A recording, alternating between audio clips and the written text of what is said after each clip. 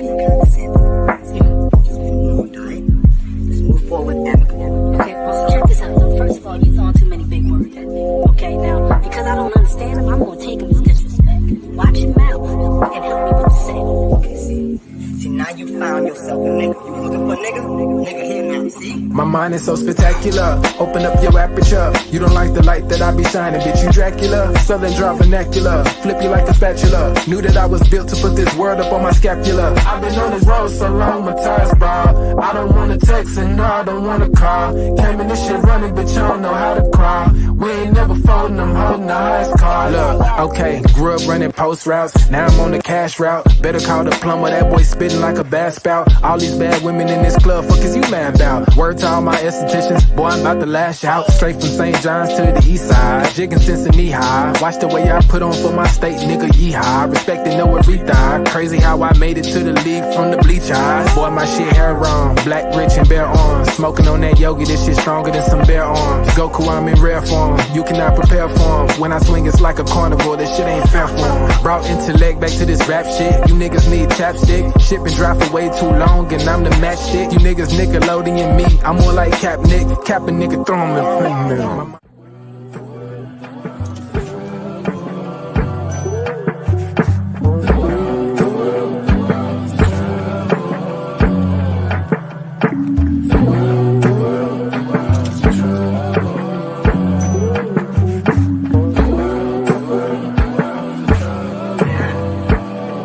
Party favors on the table, you can pick and choose. I would be lying if I said it, I don't get confused. I'm just a player in the game and I don't pick the rules. Why trouble always seem to find the ones with shit to lose. About to blow like we just lit the fuse. We double dutch into this dough, I get this shit in twos. Push the button, get it started, put that shit in cruise. A little dust up on his heart, I barely get to you.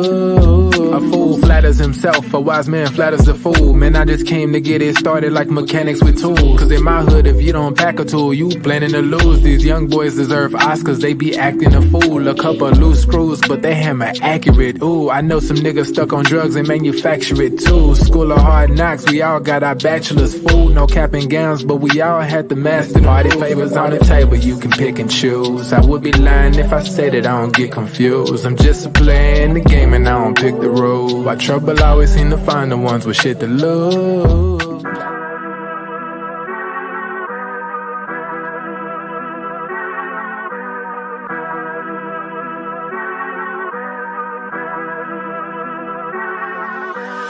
I'm dumb lit, it's about to be a late night.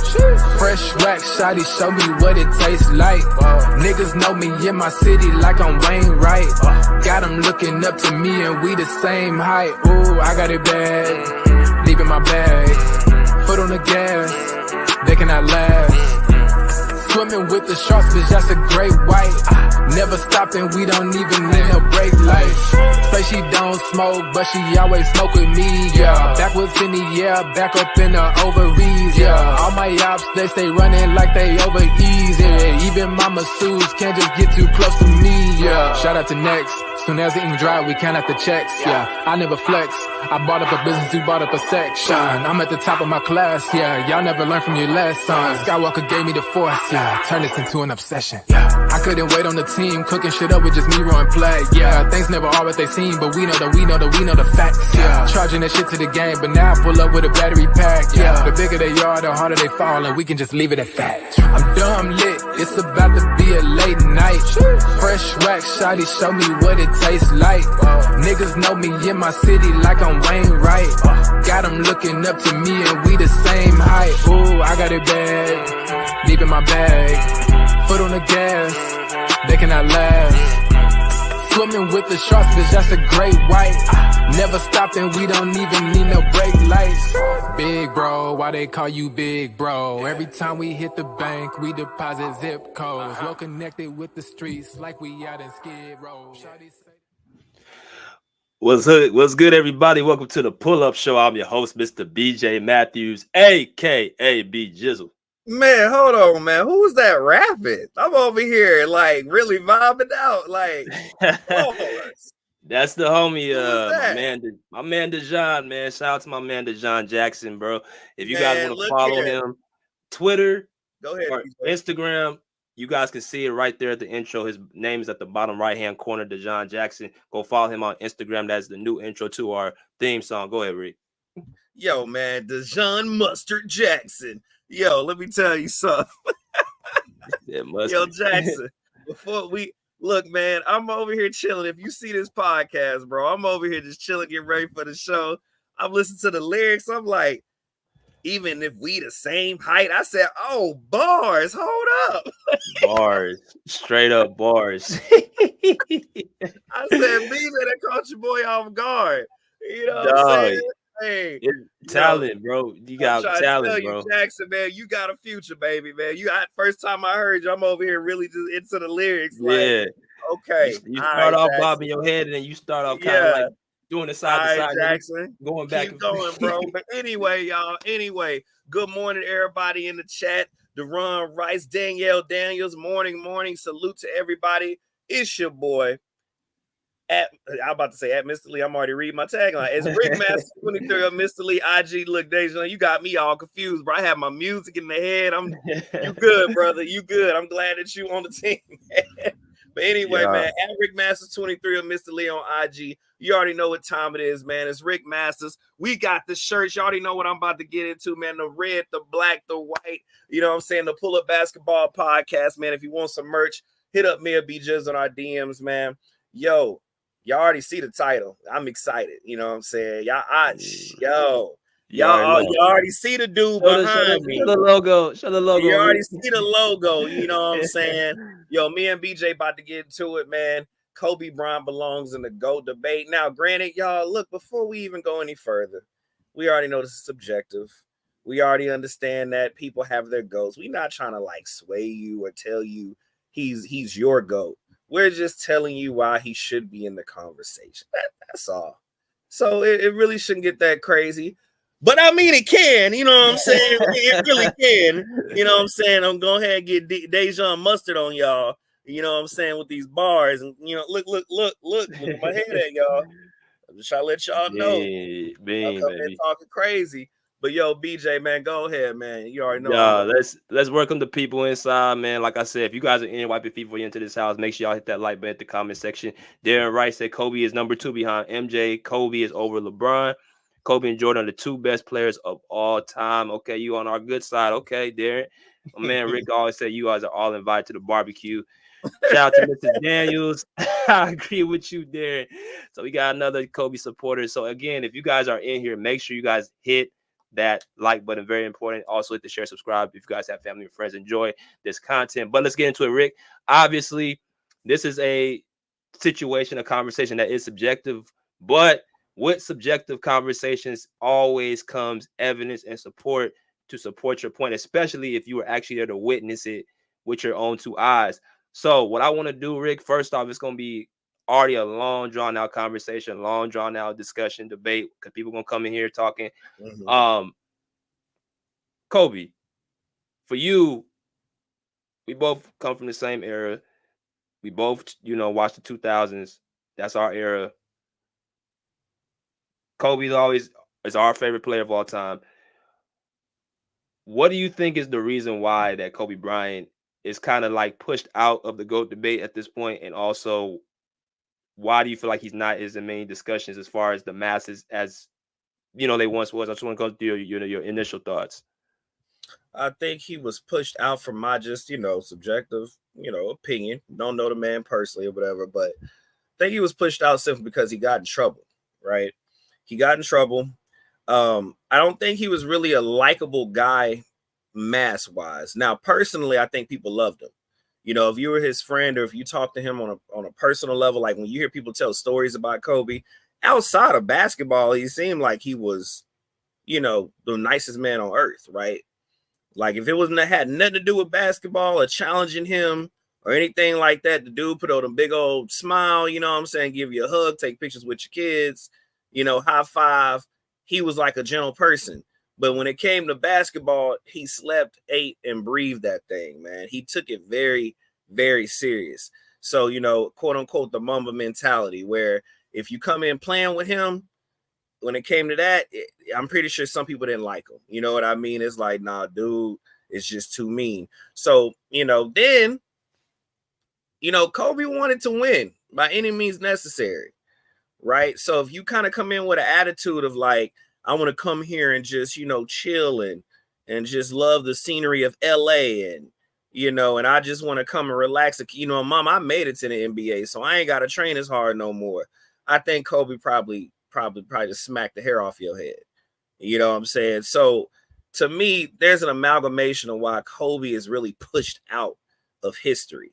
You know what I mean? Like I said, he got in trouble with the Colorado chick, back in the day, with the whole rape case thing, or grape case thing, I should say.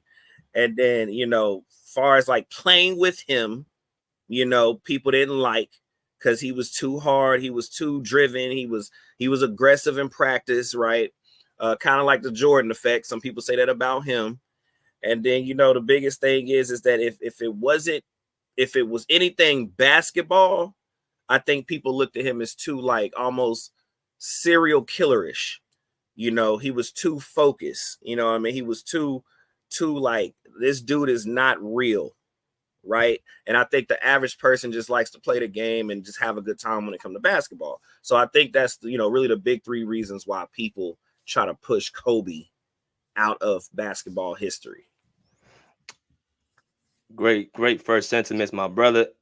People coming in the chat, make sure y'all let me know that y'all in here. Young Disciple said MJ the GOAT, LeBron close second. I got Kobe around 8. Okay. And like I said, we welcome, people who have difference of opinions. And I just want, when we have a difference of opinion, I just want people to explain what is your reasoning of why you got them around the 8th or 10th or 15th. What's your reasoning for that? I want to hear it. So out to Bookie, he said, I want to come and be, send me a link. We're going to drop the link in about 30 minutes to an hour after me and Rick are finished. Y'all just continuously enjoy this, have a drink and sit back and enjoy it. So I want to kind of piggyback what you said, Rick, because it's easy for me to make the case why Kobe is number, 3 on my list. He's top 5. That's easy for me to support him. But I want to hear the people who have an axe to grind with him and why he's not this and there. So what I did is I put out some, some film. Obviously, I like to, bring out some things that, people may say of why this conversation even went, how did it even get this far? So I'm going to kind of play a little bit of some people who actually talk about, why Kobe Bryant doesn't belong here, doesn't belong there. So it's going to be about a minute or two. So I want y'all to sit back and enjoy. Here we go. Okay. Over the past 5 years, one of the most controversial and polarizing NBA analysts has been Nick Wright.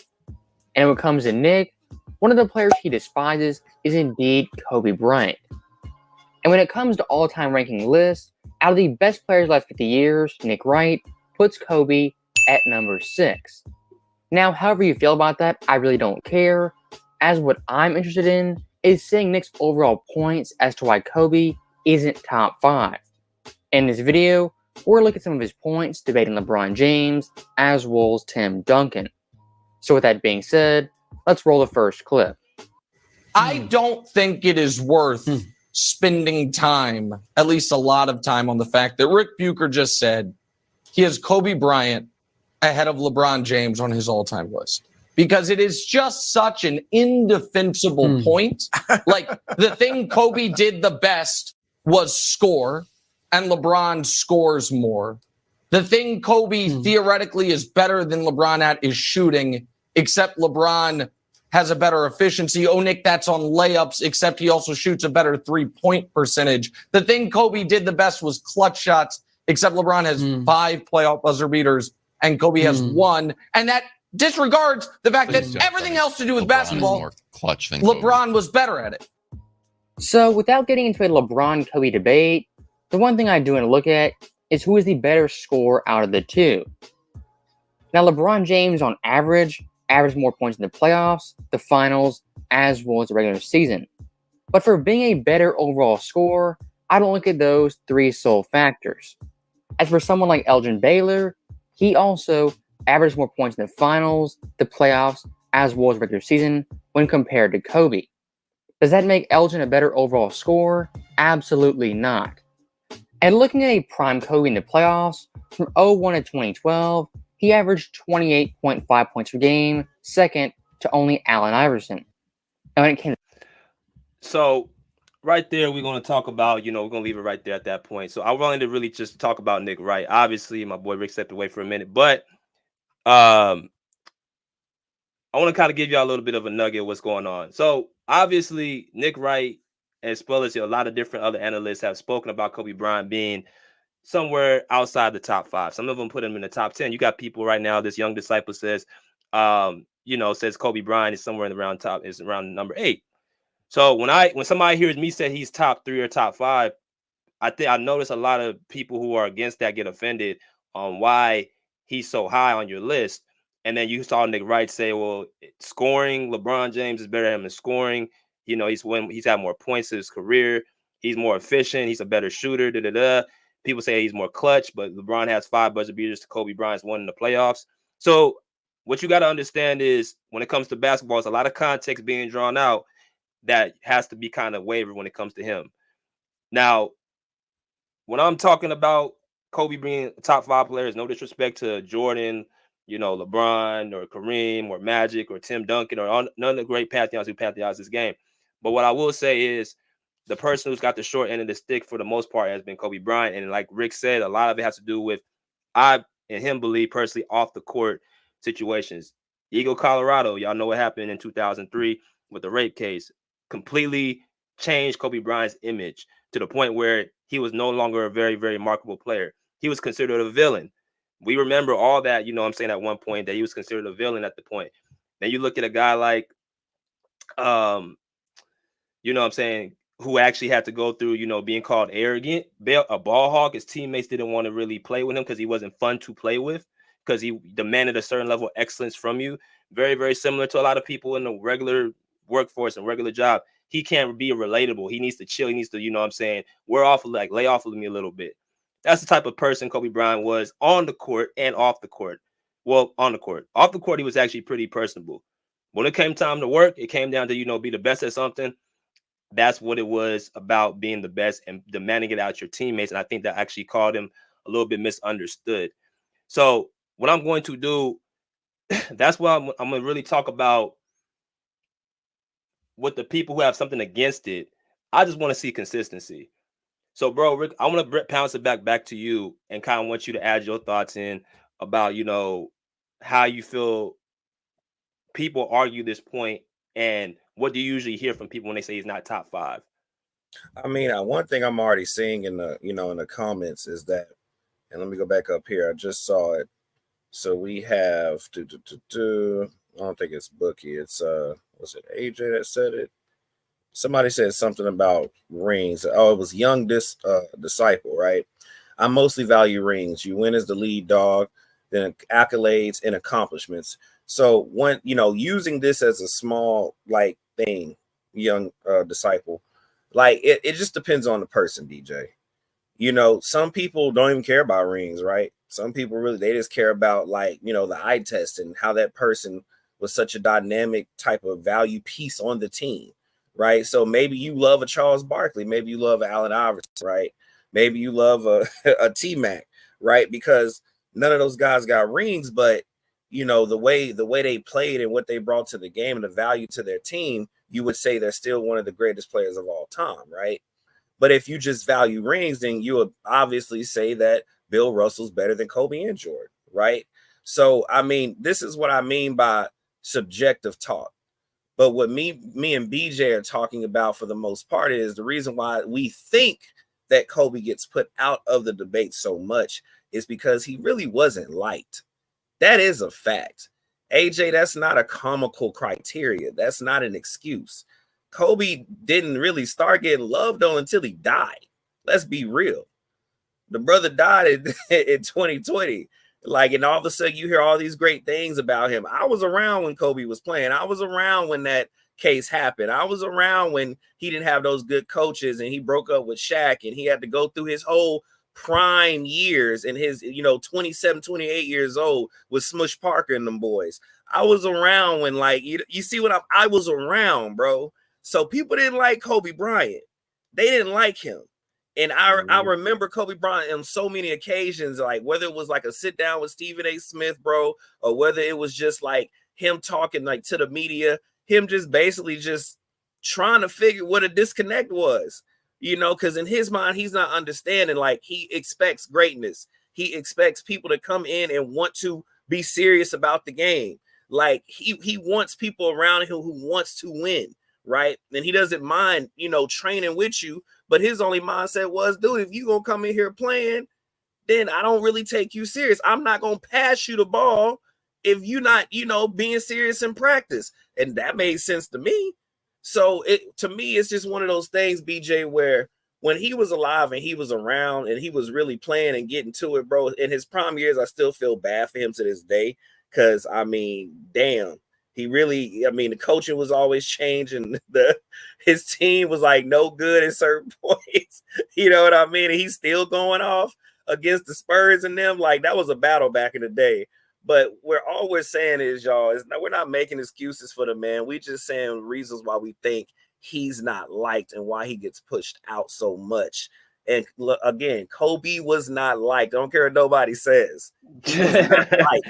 I don't care who comes up here today. The man was not liked. He wouldn't start being liked and loved. You had to be a Kobe fan back in the day. He wasn't liked and loved until he died. I'm sorry. Like, people did not like Kobe, bro. Kobe earned everything he got. Bro, I'm gonna tell you what it is. So it's 5 reasons why people, and as y'all come here and smash that like button, and y'all let me know that y'all in here. The reasons I hear people say they don't like Kobe Bryant. 1, he was arrogant, as if people knew him personally, and it took him retiring and seeing how he was with his daughters to say, this man, and I never heard of a person or a fan base go after somebody personally, say he's arrogant without even knowing him, because he walks a certain way, he talks a certain way, he carries himself a certain way.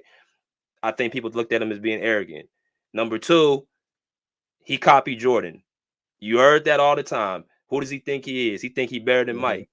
So basically, you trying to eradicate him because he feel like he's better, or he wants to be better than the GOAT. He actually has high confidence in himself. That's another reason. Number 3, the whole Shaq situation. He pushed Shaq out. That's another situation. Oh, you ran Shaq out of LA. When in reality, it was Jim Buss who wanted Kobe Bryant over Shaquille O'Neal because Shaquille O'Neal was too old and getting older. And he made the right decision because Kobe won 5 championships to Shaq's 4. So he proved that he didn't need Shaq to win. And he actually can win with Pau Gasol, who is not even a Hall of Famer or just became a Hall of Famer. And one of the final things I used to always hear that used to drive me up the wall, he ain't black enough. He from Italy. He speaks Italian. That used to be crazy. Brother, he's not part of the struggle. He ain't part of the hood. And all y'all in the comments know what I'm talking about. Kobe Bryant at one point was considered not black enough. He wasn't street enough. He didn't carry himself a certain way. He grew up in the upper class. You know what I'm saying? He had a silver. You heard all the shit other than his game.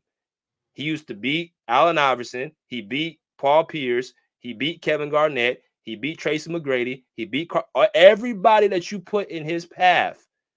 Tim Duncan. I saw somebody in the comment section. I think it was AJ said Tim Duncan. Kobe Bryant and the Lakers beat Tim Duncan 4 times in the 2000s.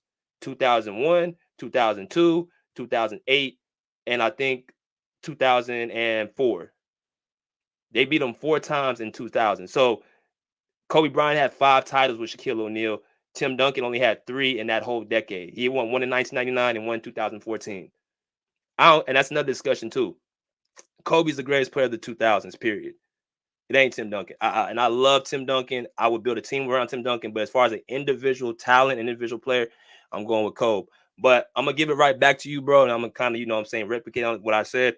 Now, why do you feel he is in the top 5? Why do you think he is in the GOAT debate? I want to hear your reasons why he's in the GOAT debate. Man, look, man, because other GOATs love him, right? Other GOATs love him.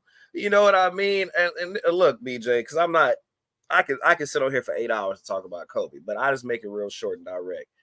Anytime that people today's GOAT, which is LeBron James, right? This era, the last 2 eras, I guess 20 years. Anytime that person and your boy Dwayne Wade, his teammate, and I think Dwayne Wade messed up. He slid. He shouldn't probably never have said that. But they even admitted that they were chasing Kobe Bryant in championships. That's why they joined up in Miami, people. Because Kobe was out here winning championships and they still young buckaroos and they prime trying to figure it out, right? Which kind of gives some cushion under what BJ just said. He in the 2000s, 2010s. Because 2010s is an era on its own. Still winning championships. And hey, and this is when Wade was still like, still had the man energy on him. Like, yo, man, we gotta get. I don't know how Kobe doing it. You know what I'm saying? Like, we gotta figure. Yo, LeBron, what we need to do? We need to team up. All right, cool. So anytime you got to do stuff like that, the boy was bad. Secondly, man, like I said, bro, I'm gonna tell you something, man.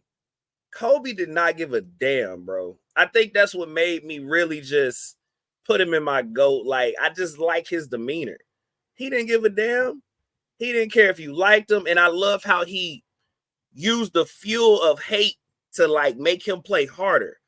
That's what I do in sports. That's where I learned that shit from. That's why I'm so deadly. The minute you start coming at me mentally, bro, it's just like, yo, I'm going to use it.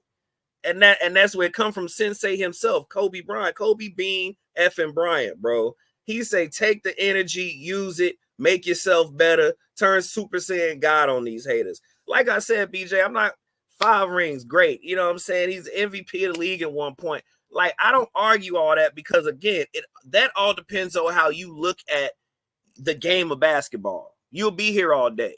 Like I said, if you're about rings, you're going to say Bill Russell. Bill Russell better than Jordan and Kobe and everybody named Mama. You see what I'm saying? If you're talking about how somebody looks aesthetically and their style of play, you're going to say Vince Carter because he could jump over your head and jump over cars and, you know what I'm saying, and do front flip dunks and shit like that. So I don't get into dumb arguments, bro. All I'm saying is that when you look at a person, look at this. BJ got it playing. Like, my man was just a killer. All right? A killer. And I ain't going to lie. Some shots, even though, it was some dumbass shots. I love Kobe. I love you to death. But he made some dumbass, like, crazy shots, like, all the time. And I'm like, yo, how's he doing that? And that's because, man, he just practiced out. Man, Kobe was crazy. Y'all gonna make me get emotional about it, huh? This man ain't even here no more. Kobe was insane. He was, and the last thing I'm gonna say, BJ, and the reason why he's my GOAT is because he's the only person I feel that was a regular guy that basically didn't have, like, the flying mechanism of Michael Jordan where he could stay in the air for 30 seconds. He didn't have the hopping ability of Vince Carter. You know what I'm saying? Like, natural talented gift. He didn't have the body and stock like a LeBron James or a Shaquille O'Neal where you was born with shit like that. The man had to work hard. He had to become what he had to become. And so all that came from hard work. And that's what made me love Kobe Bryant. He made a regular kid feel like I could become an NBA superstar as long as I put enough work in. That's pretty much it with me. The dude worked his ass off. Hard work pays off. He is the epitome of that phrase. That's really it. You know what I'm saying? Because if it comes down to, why is he in the top 5, BJ, we will be here for 18 years, bro. Everybody gonna have their own reasons and why he's this and that. Look at this shit. Sit your ass down, Dirk. Get out of here. Like, yo, Dirk, look, Dirk when he had the 80s hairdo, not Dirk when he was killing LeBron James with the old man limp. Come on, man. Like, yo, stop playing with, look at that. Stop playing with him. Like, yo, don't jump. Stupid. strong sentiments from my guy, man. But and he said everything that you said, bro, was spot on. I think you said everything why Kobe fans generally put him where they put him. It's because of the mentality. It's because of the eye test. It's because of the moments of what he did. And there's so many. This video is about an hour or it's about 19 minutes, but you can find countless clips of Kobe Bryant playing basketball. But I still got to go back to the people who discard him. That's the ones I'm going after, what I'm focusing on. So what I'm going to do is I'm going to make sure I take y'all down memory lane and dispound every single narrative that y'all want to bring up. Because, again, no one is telling me why you don't have him in the top 5. Rick, it's funny. When the man was playing, they had a discussion about who was better between him and Jordan. Remember that? That's another thing people kept talking about. 5 championships after he beat the Celtics, that prime Celtics team with KG, Paul Pierce, Ray Allen, super team, Rajon Rondo. They had a discussion who was better between him and Mike. They've been having that discussion for a whole entire decade. They kept comparing this man to Mike. But how did he drop from that? If Mike's the GOAT, he's the closest thing we ever seen, to now he's not even barely top 10. Who's all these people that came in and just passed him? Akeem Olajuwon, Larry Bird, Tim Duncan. I've even heard Steph Curry. They saying Steph Curry's better than this dude. Man, look, I'm like, yo, so that's the millennials talk. I ain't worried about them. But let's talk about this on a serious note, bro. If you want to talk about Kobe's career, there's a lot of context that has to be explained. I'm gonna make it very, very short for y'all as I can, because I want to get people in here. Y'all keep liking this video. The hypocrisy when it comes to Kobe is what kills me the most. If you feel like Magic's better than Kobe, okay, explain to me why. If you feel Tim Duncan's better than Kobe, explain to me why. If you feel Kim is better than Kobe, explain to me why. Don't change the criteria for him and keep it different from somebody else, right? So the hypocrisy, well, let me give you an example. Magic Johnson won 5 championships with Kareem Abdul-Jabbar. 5. All 5 of his chips were with Kareem. Magic Johnson played 11 seasons. You don't ever hear nobody talk about how Magic had Kareem, so you're going to disparage him for his championships. Yet, Kobe, he won 3 with Shaq and 2 without him to prove he didn't need him to win all his rings. And they tried to take away his 3 first championships. That's called hate to me. That's called you trying to move the goalposts. That's you trying to create a narrative to disqualify somebody else. I've only seen that with him. I've never seen that with Magic. I didn't see it with Mike. I didn't see it with nobody else, but it comes to Kobe Bryant. Why is that? It's the same reason my boy just said. I don't think he was as well liked as a lot of different players who, quote unquote, were more personable, right? And that goes to the fact of what I'm trying to say. This man, if you talk about being top 5 basketball-wise, he's right there. Now, if I look at Kobe Bryant's career, obviously, he was drafted not by the LA Lakers, but the Charlotte Hornets, a lottery team. Now, let me explain to y'all a little bit about how this works. When you get drafted to a good team and you a star player, you're probably going to get a lot of playing time, i.e. Michael Jordan, i.e. LeBron James. The truth is that Jordan and LeBron both were able to get the keys very early in their careers, where Kobe Bryant was not, because he actually went to a good team, which was the Los Angeles Lakers. The Lakers, before Kobe Bryant got there, were a playoff caliber team. The Cleveland Cavaliers and Chicago Bulls were lottery teams. So, i.e., they were given the keys early. They were a team that was not very good. So the first 2-3 seasons of Kobe's career, he was not getting the same playing time as a regular up-and-coming star would get, which means what? Statistics go down, accomplishments go down, X, Y, and Z. But if you don't know that, you're just going to look at the silver lining and say, well, Kobe must have not been that good. Nah. What happened was, when you come in on a different level like the NBA and you playing as a high schooler, 17-year-old high schooler coming to a league with grown men, you're probably not going to get the keys right away. Most likely. Not on a championship caliber team like the Lakers. So don't hear from me. Hear from the guy's mouth himself, and he'll tell you what actually really happened his first few years of his career, of why he actually was not on the court playing like he should have been playing. It's about a 2-minute video, Rick, and I'm pretty sure you'll appreciate this. But here we go. Lowest moment, like I know we had a couple low moments in our career where, you know, it's either things we control or it was our fault. What was a low moment in your career? I don't really see you having that. There was a couple of them. Well, losing to the Celtics in 08 was tough.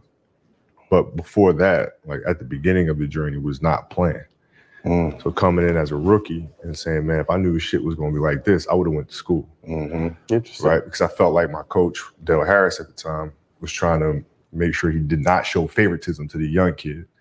And as a result, he swung completely the opposite direction and doing things that weren't really fair. And I mean, not planned. You know, so like my first 2-3 years were brutal. Were a nightmare. People don't know that. People don't know that. People don't know you went through that your first 3 years. No, it was tough. I mean, I sit around, I watch all my peers going out there playing 35, 37 minutes.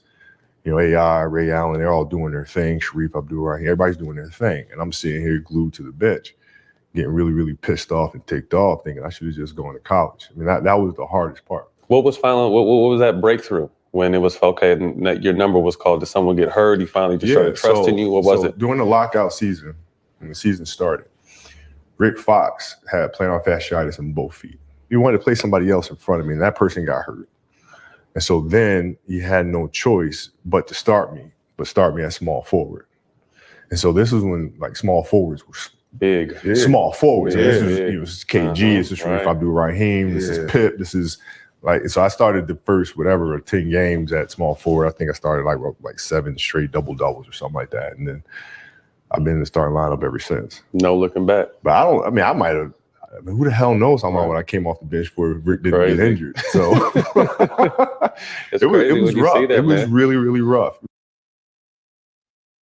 All right, so that's 2 minutes, obviously, on All the Smoke podcast. As y'all come here and smash that like. So, Rick, I want you to expound on that real quick, man. Your thoughts about, because you was obviously, you know about it too. Kobe, his first 2-3 seasons was not getting little to no burn.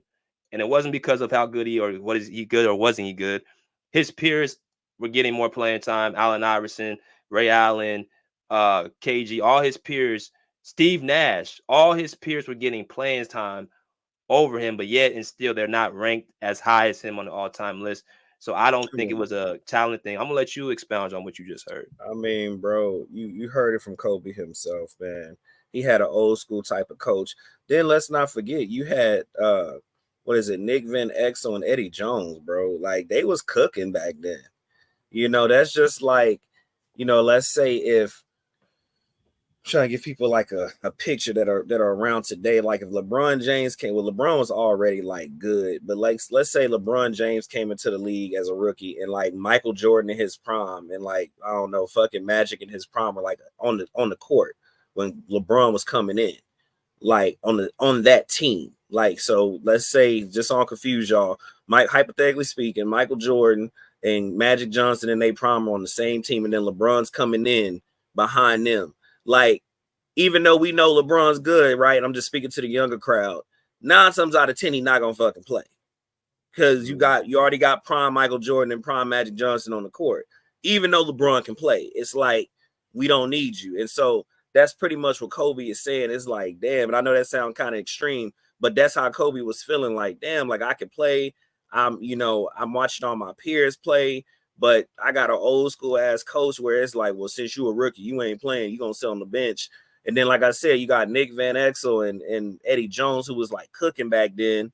They were all stars with the Lakers. Like, he didn't go to no team like BJ said, where it was like, you know, how Giannis went to the Milwaukee Bucks or some shit, where it's like a small market and you get to go have fun and like go out there and really play and try to win. No, he went to the LA effing Lakers, bro. And everybody know when it comes to that Looney Town, your ass better come and win it. You better win at least 2 championships, not 1. That's what's crazy about y'all, BJ. Like, you can't come there like LeBron did for Cleveland and win 1. No, you can win a championship there and be the main reason why. And I feel like LA fans be like, that's cool. Yeah. But shit, all of our greats won 2 or more. Like, they don't give you no love for winning 1. Like, right. So Kobe has to come in under, you know, that type of coaching style. He has to come in where that kind of pressure is on him constantly, where you got to win championships here because all the greats play, all the stars come here and show out. And then it's like, on top of that, it's like, bro, like, how I'm supposed to even play when you got cold ass dudes already on the court in front of me? Like, I can't even get it in. So yeah, BJ, that's that. He was already in some stuff to start off with.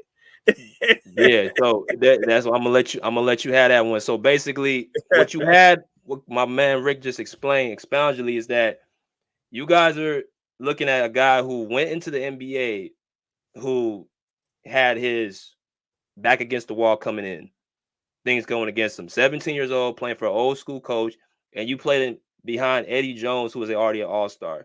That's like, I would say, LeBron coming in and played behind T-Mac when he was in Houston. That's what I would say would be for LeBron. You're not playing over T-Mac. I don't care what you did in high school. And high schooler at that time in the 90s playing over a established all-star in the NBA was not going to fly. You're not playing over him. So the careers would have been different. Obviously, again, context matters when it comes to Kobe, but what they try to do is erase what happened. I was there, Rick was there. You can't erase that because we're going to tell you what happened. But on top of that, so you go into, he finally gets into the game. He finally gets playing time. He finally gets to show who he actually really is. And the way it happened to me was nothing but God, because who would have thought their starting small forward and Rick Fox gets hurt, and the guy they had to replace Rick Fox off the bench also was hurt, and he had no choice but to play Kobe Bryant, and everything else was history. So if you look at Kobe Bryant's resume, obviously this is what people kind of go to, resume and stats, why they don't put him here. He don't have enough BJ doesn't have enough high stats to be here, and that's another analyst point, because all they can do is relate to the game by numbers. They can't relate to the game by skill set. They can't relate to the game with the eye test. They can't relate to the game as far as what players really say, because it's amazing to me, players all say the same thing. Kobe Bryant's in my top 5. You heard it from KD, you heard it from Giannis, you heard it from Jordan, you heard it from, of course, Steven Jackson on the pod, you heard it from, Isaiah Thomas, and the list goes on and on. Superstars, role players, no matter who it is, all have Kobe Bryant in their top 5 if you play from the 90s and beyond, right?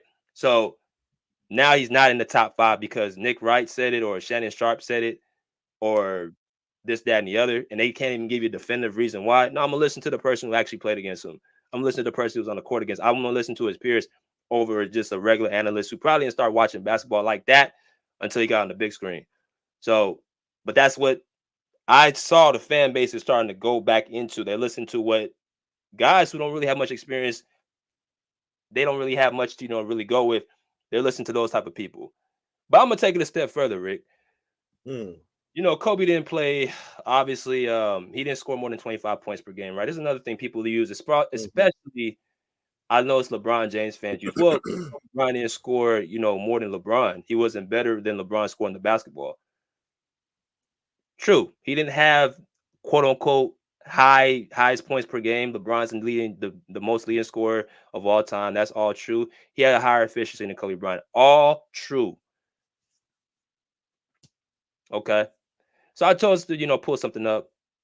Obviously, when you look at just competition, this is where competition and what era you in matters.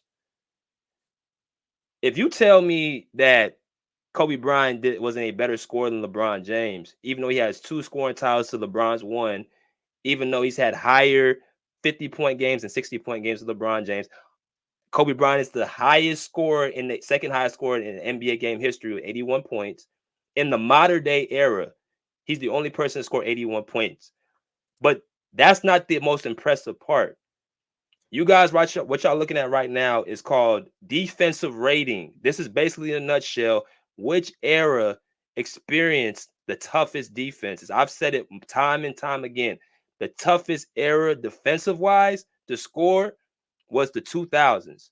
That was the era you saw scores ending with 75, 80 points. You know why that scores was so low in the NBA at that time? Is because it was so damn hard to score. The spacing was not king on the court. Vice versa, you look in this era where everything is at the rim, it's soft in the paint.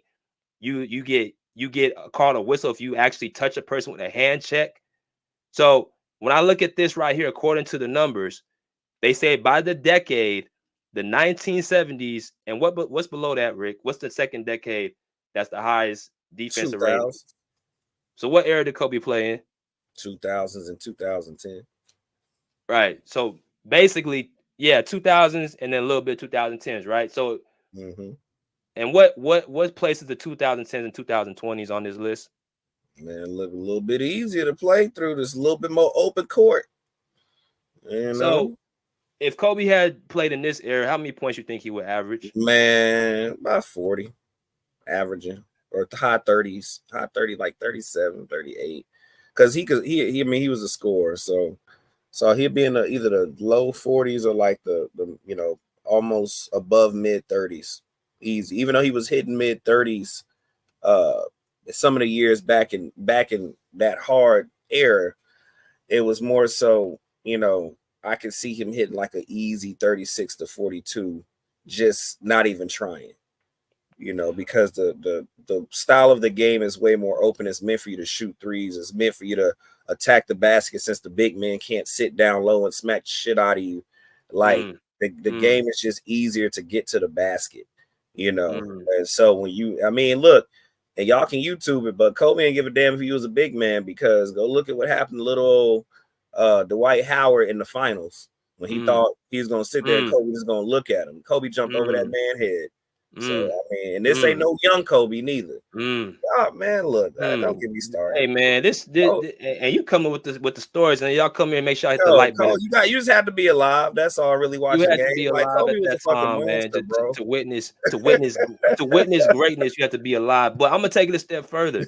So the highlighted part is defensive rating, meaning what was the score that teams average at that time. So you saw the 1970s was 99 points per game. And then you look at the 2000s, 105. The 2010s and 2020s by far is the most weakest era to score, according to not just what I'm saying, but what this damn chart's saying. But I'm going to take it a step further. Look at the points per game. Obviously, this means how many points did you score? What's the average points that players score today? Now, people may push back and say, well, BJ, these players might just be more skilled. There might be just better players offensively. Kobe Bryant, Tracy McGrady, Vince Carter, Allen Iverson, another player who averaged 27 points per game. Iverson was crazy. Carmelo Anthony. So you telling me all these guys weren't more talented scorers than what we're seeing right now, or they couldn't give you a bump up in their averages if they played in this era? So I don't want to hear nothing about it's the talent. Nah, I'm looking at an era decade by decade, which is more benefit to score and what more benefit to stop. So the 2020s, obviously you score the most points because we already established it's the easiest decade to score in, obviously not just by my mouth, but by the numbers. But the hardest era to score in is, what is that, Rick? What's the sixth spot? Is that the hardest one? What did they say on the chart? What's the sixth spot right there? The hardest one is to score. What's the lowest points per game in the sixth spot? Which decade is that? It looked like the damn well, you kind of got it off the screen, but down here in the 2000s. Right. So basically teams weren't scoring as many points as they are now, but you got the 2020s where teams are scoring the most. And again, it's not because of how talented they are, it's about how weak it is to score the basketball in this era. You can't hand check, you can't camp out in the paint. The legal defense has basically made it easier for guys to score the basketball. So what I'm doing, and what me and my co-host Rick is doing, we're trying to give a lot of context, and you can't just wipe a silver lining and say, well, Kobe Bryant didn't average this, he didn't score the basketball at this efficient rate. There was at a time he was playing where the defense made it so difficult, where if you put guys like Steph Curry, guys like LeBron, guys like KD, Jason, all these guys, put them in that era, and let me see if their efficiency rate is that high. Because my thing is, shit, if you're telling me these guys are better scorers, or LeBron's a better scorer, where's his 81 points per game? Where's his 81 game at? Where is his 70-point game at? Where's it at? This man's been in the league for 22 years. I did a video on this yesterday. And all he has really benefit off is longevity. He can get all the points. He can get all this.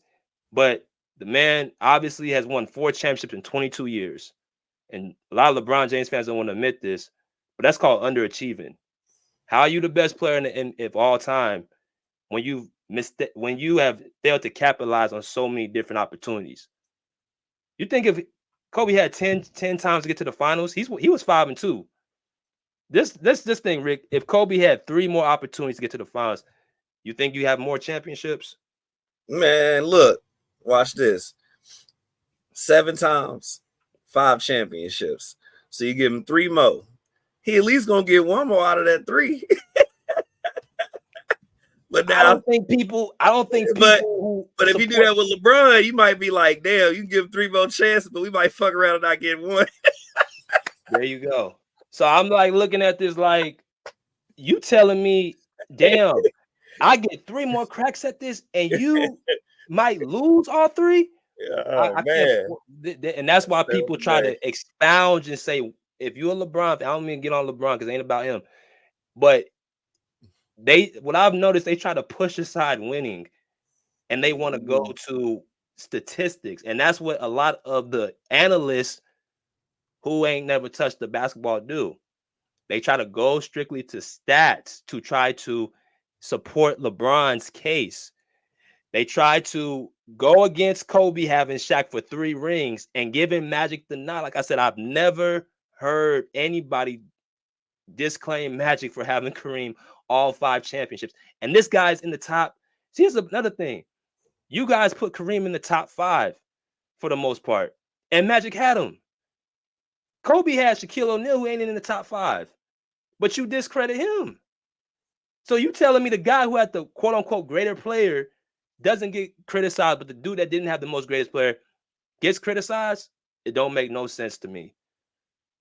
It don't make any sense to me. Oh, I've been waiting for him. He said if Bron had a young Shaq, he would have 10 rings. Hey, Rick, remember that? You know I'm gonna do. I knew somebody was gonna make me have my day. You made my day. You made my day, brother. I've been ready for you. So, I like when people make promises they can't keep. I want to play a little bit of a clip, and Rick, you might appreciate this. Okay. Let's see. You might remember this, but I might have your taste, sire. Yeah, I wish I had a glass of wine right now. But remember that infamous speech that LeBron James said that he was going to win multiple rings with the Miami Heat? He was going to win 5, not 6, 1, not 7, 2, not 3, not 4. I'm gonna let y'all hear what he had to say. I'm gonna refresh y'all memory down memory lane because I know I've been waiting for this. I'm gonna go ahead and refresh y'all memory real quick about what happened just about in the 2010 when he got signed to the Miami Heat, and I want y'all to enjoy because this was a promise that, according to, I'm gonna put it highlighted as common legit killer said he would have 10 rings with Shaquille O'Neal. I'm gonna let y'all hear what LeBron James had to say. JJ Barrera on the first year of the Mavericks. No, you 3 kings came down here to win championships. Not 1, championships. Not 2. LeBron, tell us about that. Not 2, not 3, not 4, not 5, not 6, not 7. Keep going. Hey. And when I say that, and when I look say at Pat Riley, shut your goofy ass up. Hey Rick, how many championships did LeBron win in Miami? He got 2 of them. Damn. Hey Rick, who's that guy that shot that 3-point shot in the finals? Man, Ray Allen, baby. Yo, if I was LeBron, he'll get a birthday gift every year, bro. Every year. Damn. Hey Rick, what happened when LeBron James lost to the Spurs in 2014? Man, look.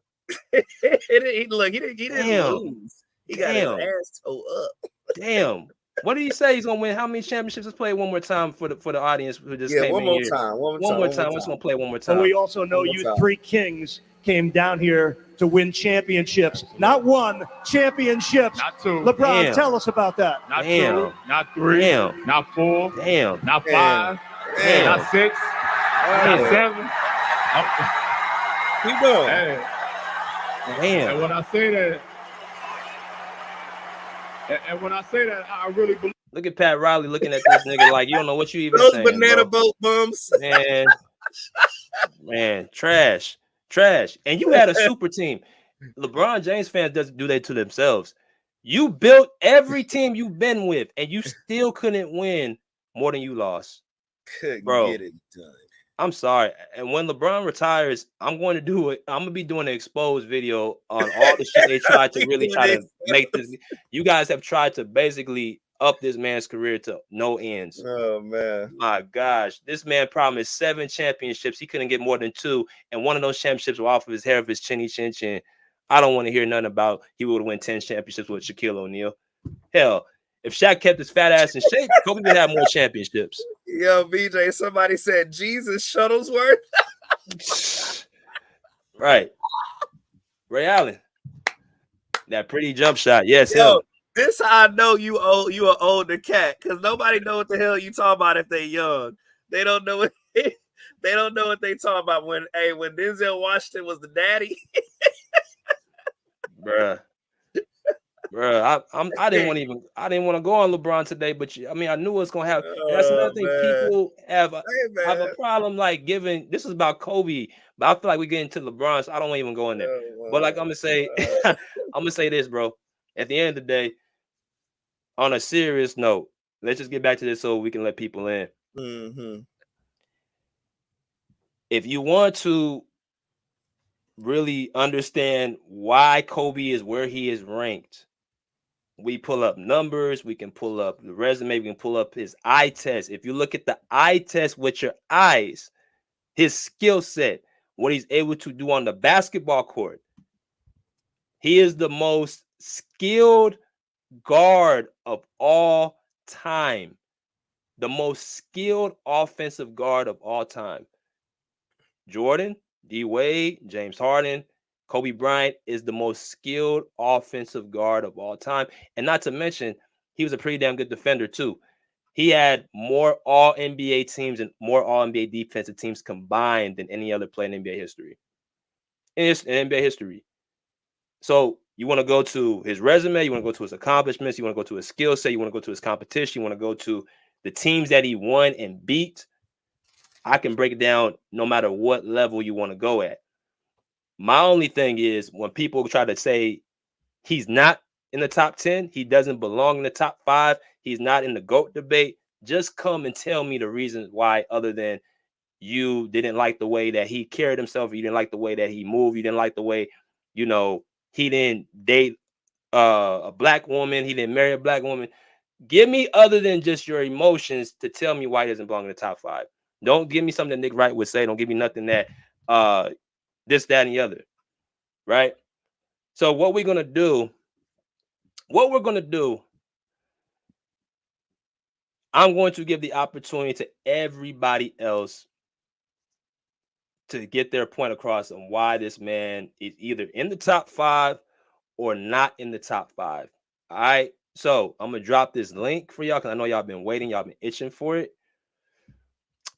But and last thing I also want to admit too that people may not be understanding. We went through almost close to an hour. We're almost an hour in. Me and Rick.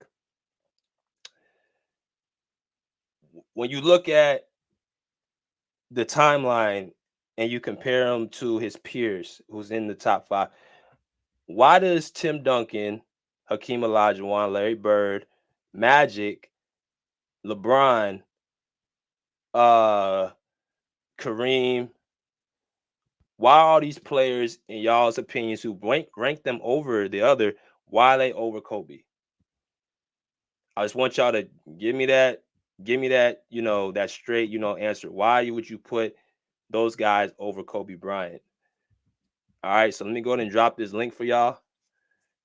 And let me look at some of these comments. He said I'm tickled Portland. Yeah, they man, LeBron James fans, they talk too much. That's the problem. They always talking about what they're gonna do other than doing it. Who would have thought a guy who's top 5, who's considered the GOAT, would have a losing record in the NBA Finals? The only top 10 player to have a losing record is LeBron James. This is y'all GOAT. Jordan, Kareem, Kobe, Magic, Hakeem, Larry Bird, Tim Duncan. Not even Steph Curry has a losing record in the finals.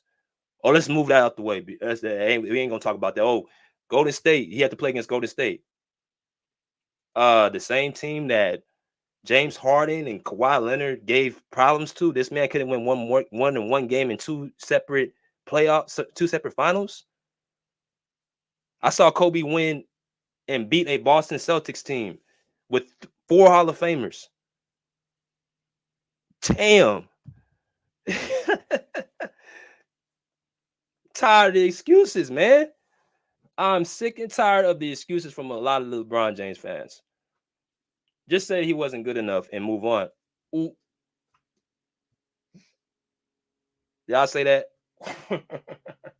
Damn, man. Oh, we got our first visitor right here. We got what's this? Pinkerton. What's good, bro?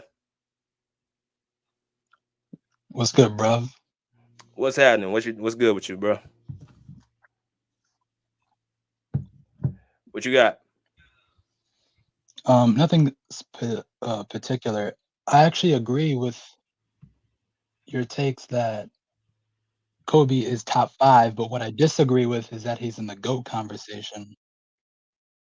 I don't think he's in the GOAT conversation. I think the GOAT conversation is reserved for specifically the top 2. Okay, so who's in your GOAT? Who's your GOAT?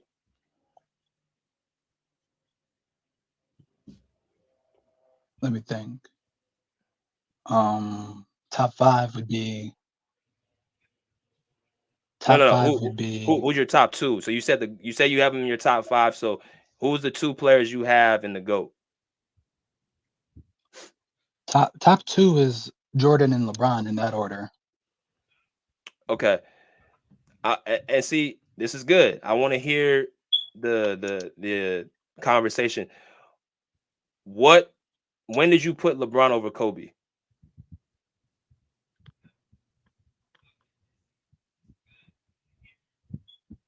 When did I put what?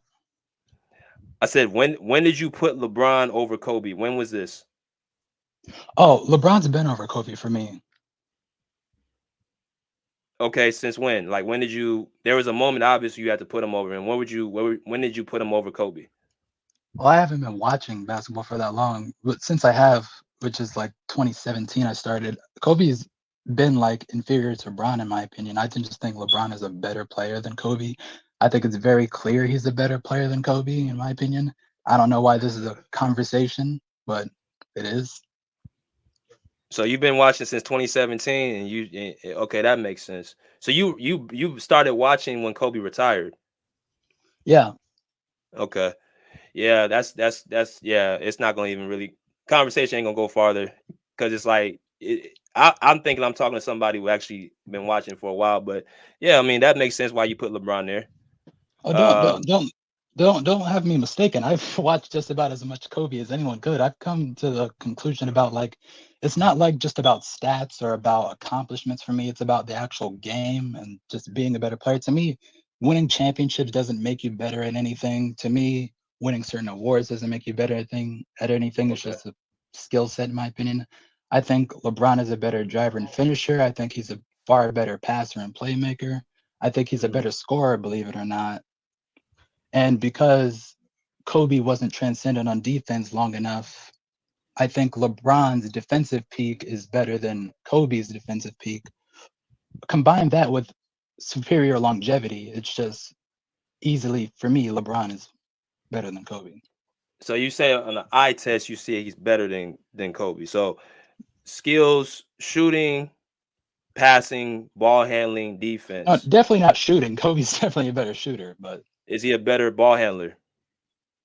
um, no, I would not say LeBron is a better ball handler. Is he better on defense?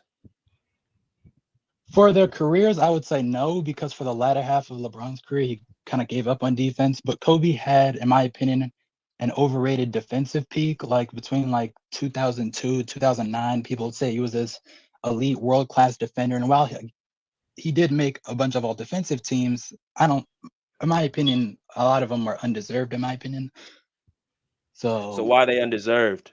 So what if I said LeBron James's defensive player, all defensive teams were undeserved? I would understand it because of his very rocky defensive reputation, but I would find it less. How do I put this?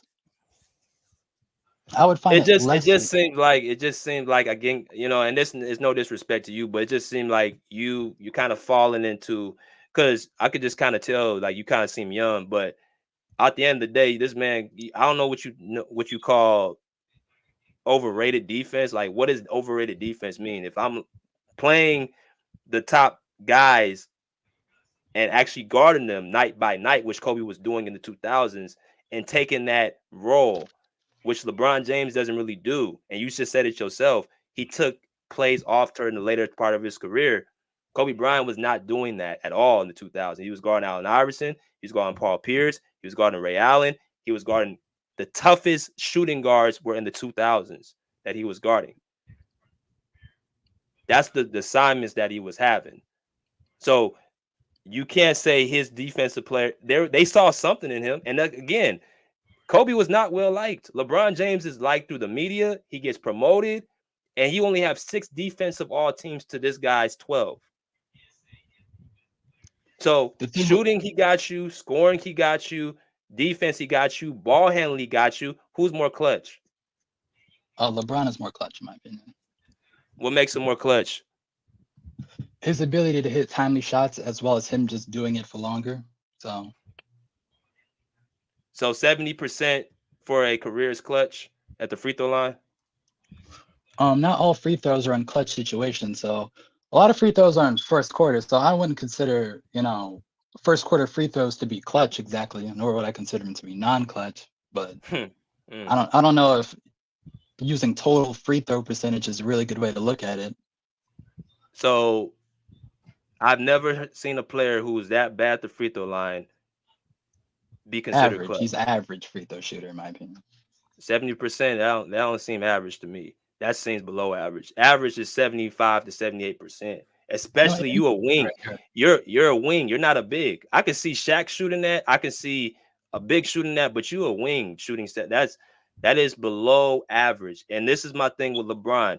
LeBron James has had, again, 22 years to accomplish what he's accomplished. This is why I don't give him even the Jordan nod, because the way you feeling obviously about Kobe, about not being over LeBron, that's why I asked you, when did you have him over him, is how I feel about Jordan and LeBron. I don't feel like there was ever really a case, because you're comparing a dude, that didn't have, who got all this time on his hands to win and get all these accolades, and you've underachieved to a guy who only played 14 seasons.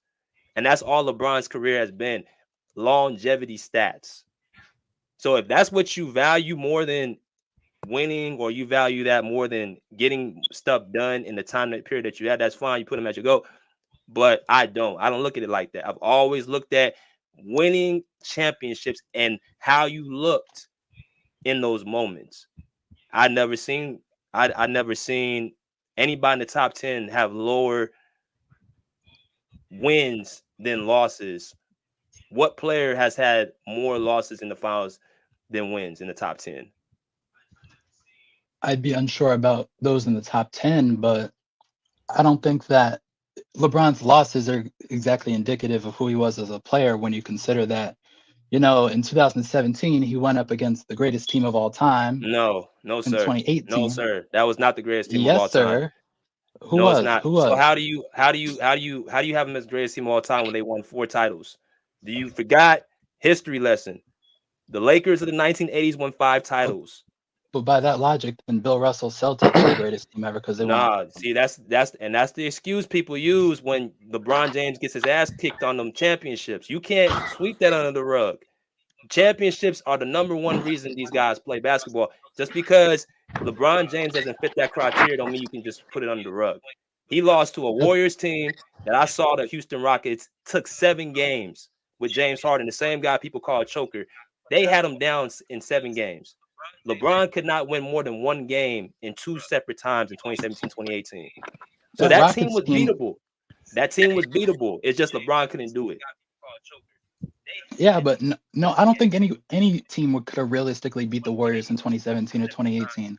Even though Rockets came close, I in my eyes, I had no doubt that the Warriors were going to win all along. But finals loss is not a good way to judge someone as a player, because you're saying that he's 6 losses. Yeah, indeed, 6 losses. You're saying that he's a worse player because he lost in the finals. That's if you were playing in the finals and I'm your teammate and we lose. That doesn't make you worse. You're just playing with me. No, what I'm saying is the team he had was good enough to beat the Warriors. See, what happens is, because he couldn't get it done, and this is why people got mad at KD, because KD took away from LeBron's championships. You add one player to that situation, and you're as great as you say LeBron James is as the GOAT, or one of the top 2 in that GOAT conversation.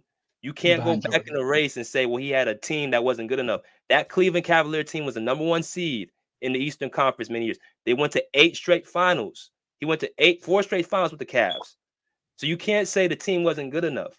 You got Kyrie Irving, who helped you win a championship the year before in the finals, who really saved you from getting beat in that game 7. because he hit the shot. And then you fast forward the next year in 2018, they were not the greatest team as 2017, but you had a team to win. You had enough to beat that team, or at least make it competitive. You didn't even make it competitive. You got swept, and you got gentlemen swept. How would you expect LeBron James to be able to make that competitive? He's going up against the 2018 Warriors, and his best teammate is Kevin Love. The same guy he recruited to come there. Yeah, he recruited to come here, but I'm pretty sure he didn't predict Kevin Durant coming to the Warriors, and now he has to recruit someone else. Again, you going back to KD. This is the GOAT. You saying this is the GOAT. You saying LeBron James is the top 2. See, Kobe didn't get this. Kobe didn't get this amount of leeway when he had to face the Celtics in 2010 with Kevin Garnett, with Paul Pierce, with Rajon Rondo, and with Ray Allen. He didn't get that leeway. He had to figure out and win. But LeBron has to somehow be coddled and say, well, what do you expect him to do? All because he got his ass kicked for a second straight time. So the same way we're holding LeBron's finals losses against him, like in 2007, where he didn't have enough help. In 2015, he didn't have enough help. In 2017 or 18, he didn't have enough help. What do you think about Kobe missing the playoffs in 2005 and getting knocked out in the first round in 2006 and 7? So let me ask you a question. Do you remember the first round team he lost to? Yes, the Phoenix Suns. Okay, how many games? How many games did they lose in? I believe the first one they lost in 7 because Kobe blew a 3-1 lead. And the so second see what one, you just said. He won 3 games. Mm-hmm. He made it competitive, right? Yep. LeBron didn't make it competitive. It's not the fact that you lost, bro. You didn't make it competitive. And Phoenix was a better team than the Lakers. So what you're saying is Kobe didn't have any help. But again, he didn't have the same amount of help LeBron James did and still won more games, bro. And again, first round exits do not hold as much weight as finals losses. If you give Kobe Bryant 3 more cracks at the finals, he is not losing all 3 of those times. And that's what LeBron James has done. He's lost against the and you can't say all his championships were against the Warriors. He lost against the Mavericks. He lost against the Spurs. He definitely choked against the Mavericks. I'm not fighting that. He definitely choked there. Against the Spurs in 2014 and 13, I actually believe he underperformed in both of those series. But again, we're not talking about the series, especially in 2004 in Detroit in the finals where Kobe underperformed, perhaps even worse than LeBron had. No, there was nothing worse than that 2011 finals. Nothing Are you worse sure? than that 20. I don't have a stat sheet in front of me, but I'm pretty sure Kobe averaged like 20 points. He did not score 8 points in the one game. He did not score 8 points in game 3. He did not look like he got pulled out of the arena and was unrecognizable.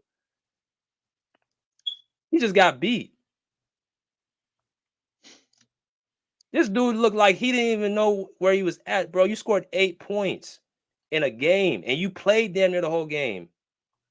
Yeah, I'm not fighting LeBron choking. He definitely choked. He was definitely a reason his team lost that year. But the same way I could say Kobe was definitely the reason his team lost in 2004. Right. He was definitely right. He was definitely part of he was the reason why. He was definitely the reason why. And you still, and I'm gonna go to the next person, Brian. We got on this subject is that you lose 6 finals out of 10. And one of the finals you won could have easily been another loss. How am I supposed to put you at top 2 with that? Nobody in the top 10 has lost more than they won. How am I supposed to put you in that company? I'm supposed to answer? Yeah, go ahead. You're supposed to put him in the top. Jay, also. Go ahead. Go ahead. Go ahead. Sir. Go ahead. You got it. No, I want him to fit. I want him to fit because he got train of thought. Oh, so you're supposed to put him in the top 2 because I feel like a broken record. You're supposed to put him in the top 2 because winning or losing doesn't make you better or worse at a sport. Because I'll never blame a player for something that they are not 100% in control of. for example, if Michael Jordan's playing and randomly Scottie Pippen just gets hurt, and Michael Jordan all of a sudden loses the finals, for example, did he get worse? Did he become a worse player because he ended up losing? No, I don't think so. But the same thing happened to LeBron in 2015, and yet I'm supposed to hold that against him. I just don't think that's right. Go ahead, Rick. Mr. Pinkerton, I think what BJ, what he's trying to, expound and explain on is that no, he's not knocking the man for like, losing a finals. I think the problem is that because Dirk Nowitzki lost in the finals before against Wade, right? But what makes it so legendary is that he came back and beat the same team that was obviously way better than the 06 team when he had LeBron and Bosh and beat them, right? So we understand that people lose in the finals, right? We're not taking away their credibility or how good they are, because Dirk is beloved in Dallas, Texas. Like, he owns Dallas. So it's not that LeBron losing in the finals doesn't make him a great player. We're not doing that to him. What I think, and BJ, you correct me if I'm wrong, I think what BJ is saying is that for you to claim, right, that you're one of the greatest of all time, like he said in his shop, his own TV show or YouTube podcast, said he's the greatest player after beating the Golden State Warriors, coming back from that 3-1 or whatever. It's like, well, you're going to win 7 championships when you sit up there with Wade and Bosh, then we kind of expect you to, walk it how you talk it, right? And so when you go to the finals 10 times and you only come up with 4, well, that's not 7, that's not 6, that's not 5, right? So you're giving us as a fan base an expectation of you that you're going to be one of the greatest winners of all time, like Bill Russell, right? Like, we're expecting that from you now. So then when you show up and you get your ass whooped, we don't want to hear any excuses. I'm going to tell you right now, if LeBron would have been like, look, man, hey, I know what I said, but hey, I just got beat, I would leave him alone. I would honestly leave him alone. You know what I mean? Because we human. But the fact that he keeps going, right, that he keeps trying to get, like, he has the media and everything behind him, telling him because, oh, well, he's the greatest scorer now, and now he's the best player in the Olympics, and it's like they're just adding to his stat sheet all these things except winning, and he's the main person, the source itself, saying that he's the greatest winner. He's going to do all this winning, and he doesn't do it. I think it just it puts credit, like, his credibility, it just gets shot down, right? And then to add to it, then you get to build your own teams. So we know for a fact the man get to pick his players. Dirk didn't pick his players. Kobe didn't pick his players. Jordan didn't pick his players. Like, Magic didn't pick his players. Yeah, they had some good players on by their side for sure. They had a good system for sure. Like, I'm not gonna leave out stuff, but they didn't go up there talking before a final saying, "Yeah, we're gonna win this," and then got their ass whooped. No, so it's more so what LeBron was coming out of his mouth with. It didn't hold up what was coming out of his mouth. That's why LeBron gets smacked like he does. It's not, if you lose in the finals, man, like, look, Charles Barkley lost in the finals, Allen Iverson lost in the finals. Like, I don't think T-Mac, I don't think he even been to a finals and we still love him. It's like, it's not that you lost. You know what I'm saying? BJ, like, just be competitive. And those dudes were competitive. And they're beloved to this day. We still call him Sir Charles, the round mound of rebounds, but he ain't win shit. But we still respect him. But it's like when you got a person like LeBron saying, yo, this makes me the greatest, and I'm the greatest because of this, and I'm chasing the ghost in Chicago, and I'm gonna win 7 championships, and he doing all this damn talking, and you ain't winning, we gonna bring it back up to you. But the way you shut all that down is either you win or you just come out as a man and say, hey, I got my ass whooped, y'all, and we leave it alone. But he ain't never do that, so we're gonna keep bringing it on his head.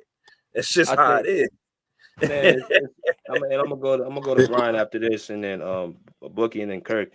The thing about it is, bro, like, they have this man has had the perfect layout to do whatever he wants to do in his career. He's been able to make multiple moves. He's the person that started player and movement and enhancement to move where you want to move to. That started with LeBron James. You get the players that you want, you get the teams that you want, and you still get the excuse when you lose to the same players that you picked.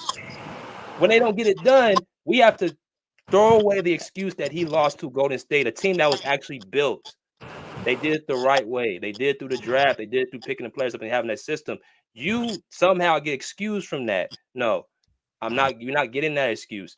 And we only brought up this point Rick, when have we ever said winning doesn't make you the best? When did this start? When did all this start?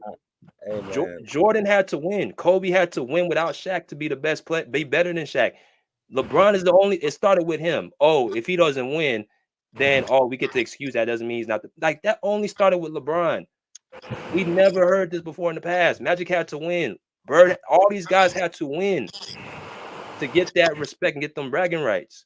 But because LeBron's ass can't win and he's been having more finals loss than anybody else, oh, what about this guy lost in the first round?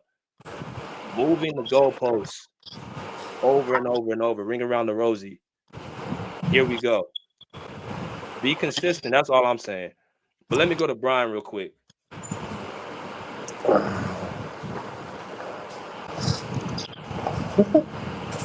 Yo, what's up, BJ?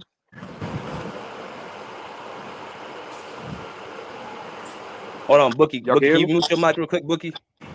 Yeah. My bad, dog. Yeah, y'all can hear me? Go ahead. Yeah, you can hear you. Yeah.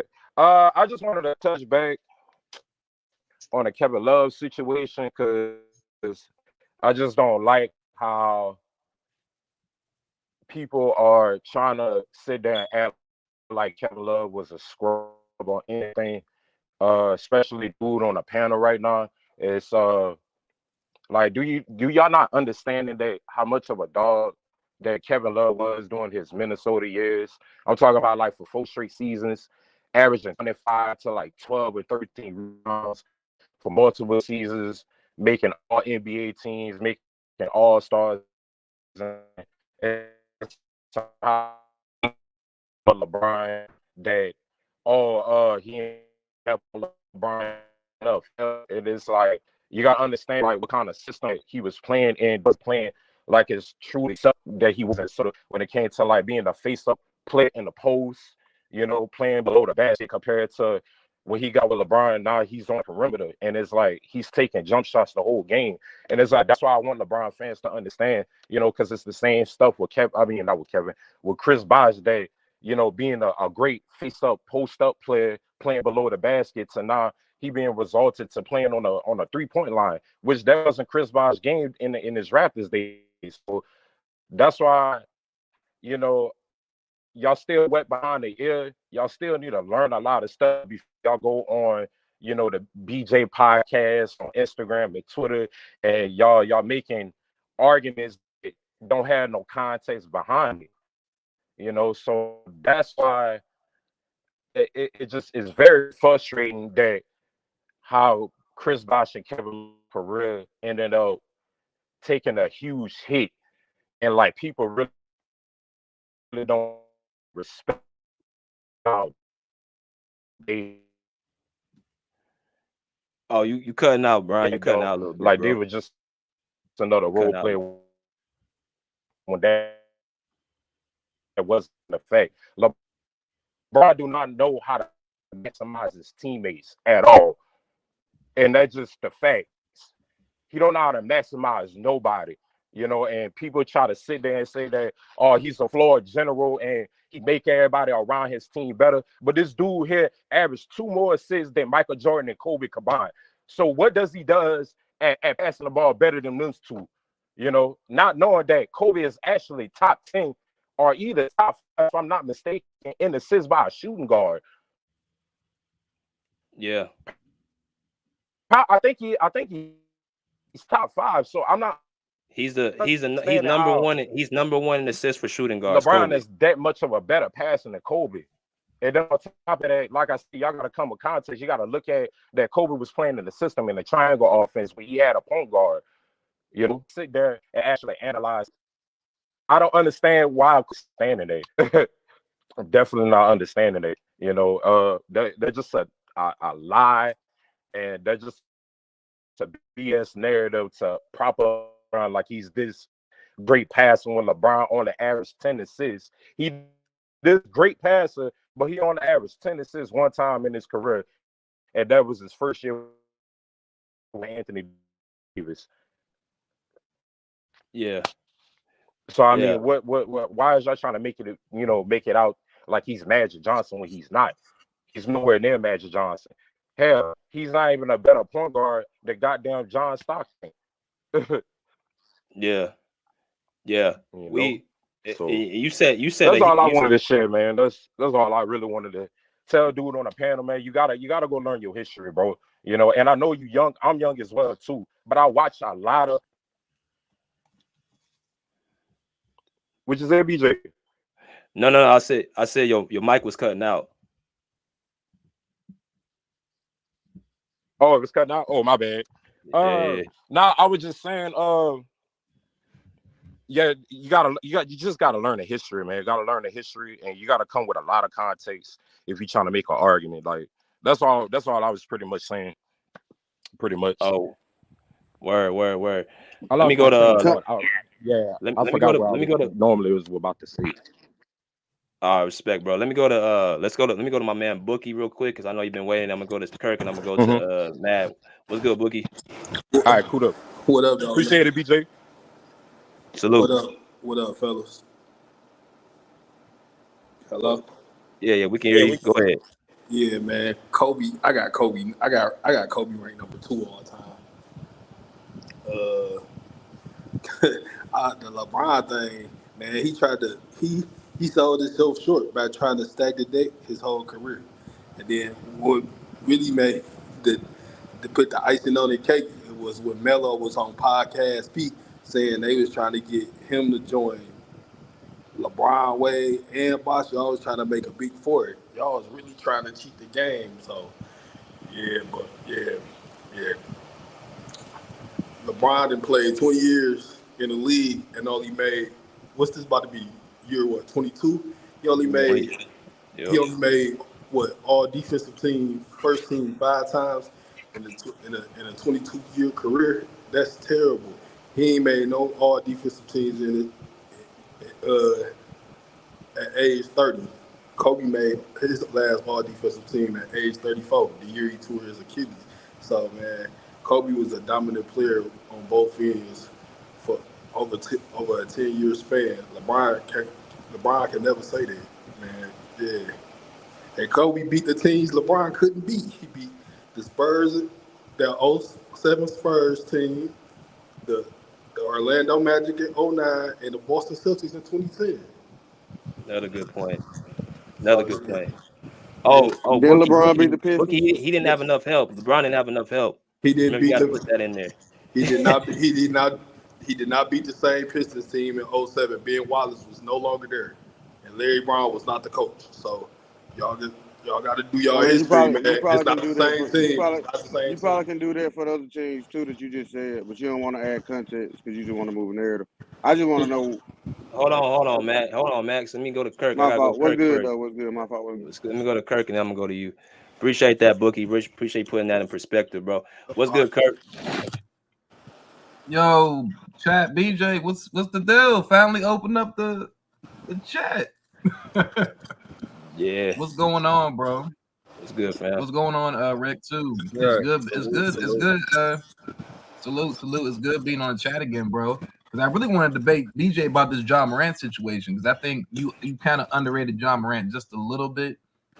Now, hold on. We gotta hear about the Kobe thing first, and then we can go. I know. To that. I know. I was just saying in general, bro. I'm not about to debate it. I'm just letting you know, like, we gonna talk about that still. I'm just letting you know that's on the table. I'm just letting you know that's on the table. Word. Kobe. So is Kobe top 5? In my eyes, Kobe is not top 5. I know we keep comparing Kobe and LeBron right now, but we're just saying Kobe top 5. If I'm being honest, I think LeBron is better than Kobe. I'm not saying he's a lot better than Kobe, but I'm not gonna lie to you. I'll just give you an example.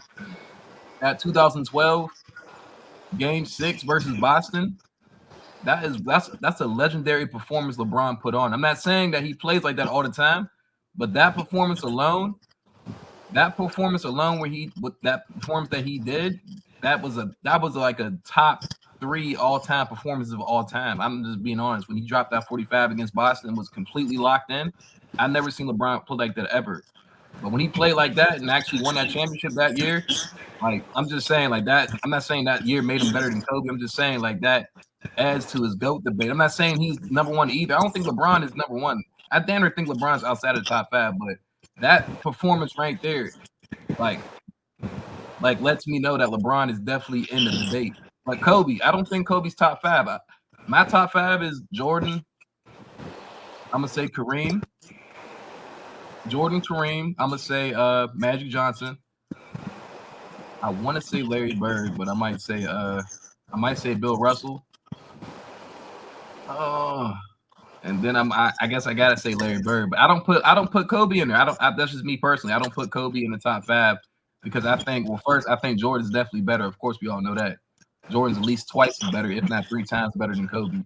I don't even think Kobe was the best Laker on his team. I don't even think Kobe was better than Shaq. And the reason why I don't think Kobe was better than Shaq because I know they played together. I'm not saying that Shaq would have won those championships without Kobe, but for you to be a player like Shaq and to win 3 straight Finals MVPs when Kobe was still averaging around like 28, 29 in two of those Finals runs, Shaq was the better player in 3 of those championships. And he won 3 straight Finals MVP. That tells me that Shaq was the better. And of course Kobe won after that. So did Shaq. I would say Kobe was the better player when Shaq left the Lakers. And Shaq won with D Wade, and he was okay. Of course, D Wade won, gave him a bunch of free throws, whatever fix that was. But yeah, I think Shaq overall is a better player than Kobe Bryant. Like peak for peak, if we're talking about like who's more the better player, like I think Shaq's the better player. I think that Hakeem, or not Hakeem, what's his name? Hakeem Abdul-Jabbar or whatever. That center. Kareem Abdul-Jabbar. Yeah, exactly. Yeah. Okay. I'm talking about. I think he's a better player than Kobe Bryant, and he's a Laker. I think he wasn't a full. I don't know where he got drafted. I don't know if it was Milwaukee, but he was a better player than Kobe Bryant.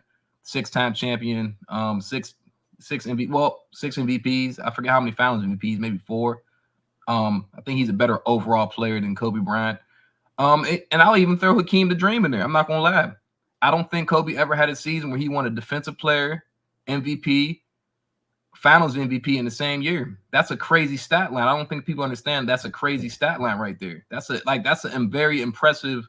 I think he's the only player to do that actually. MJ won an MVP in a defensive player of the year. Hakeem the Dream won a defensive player of the year, MVP, and a championship and a Finals MVP in the same year.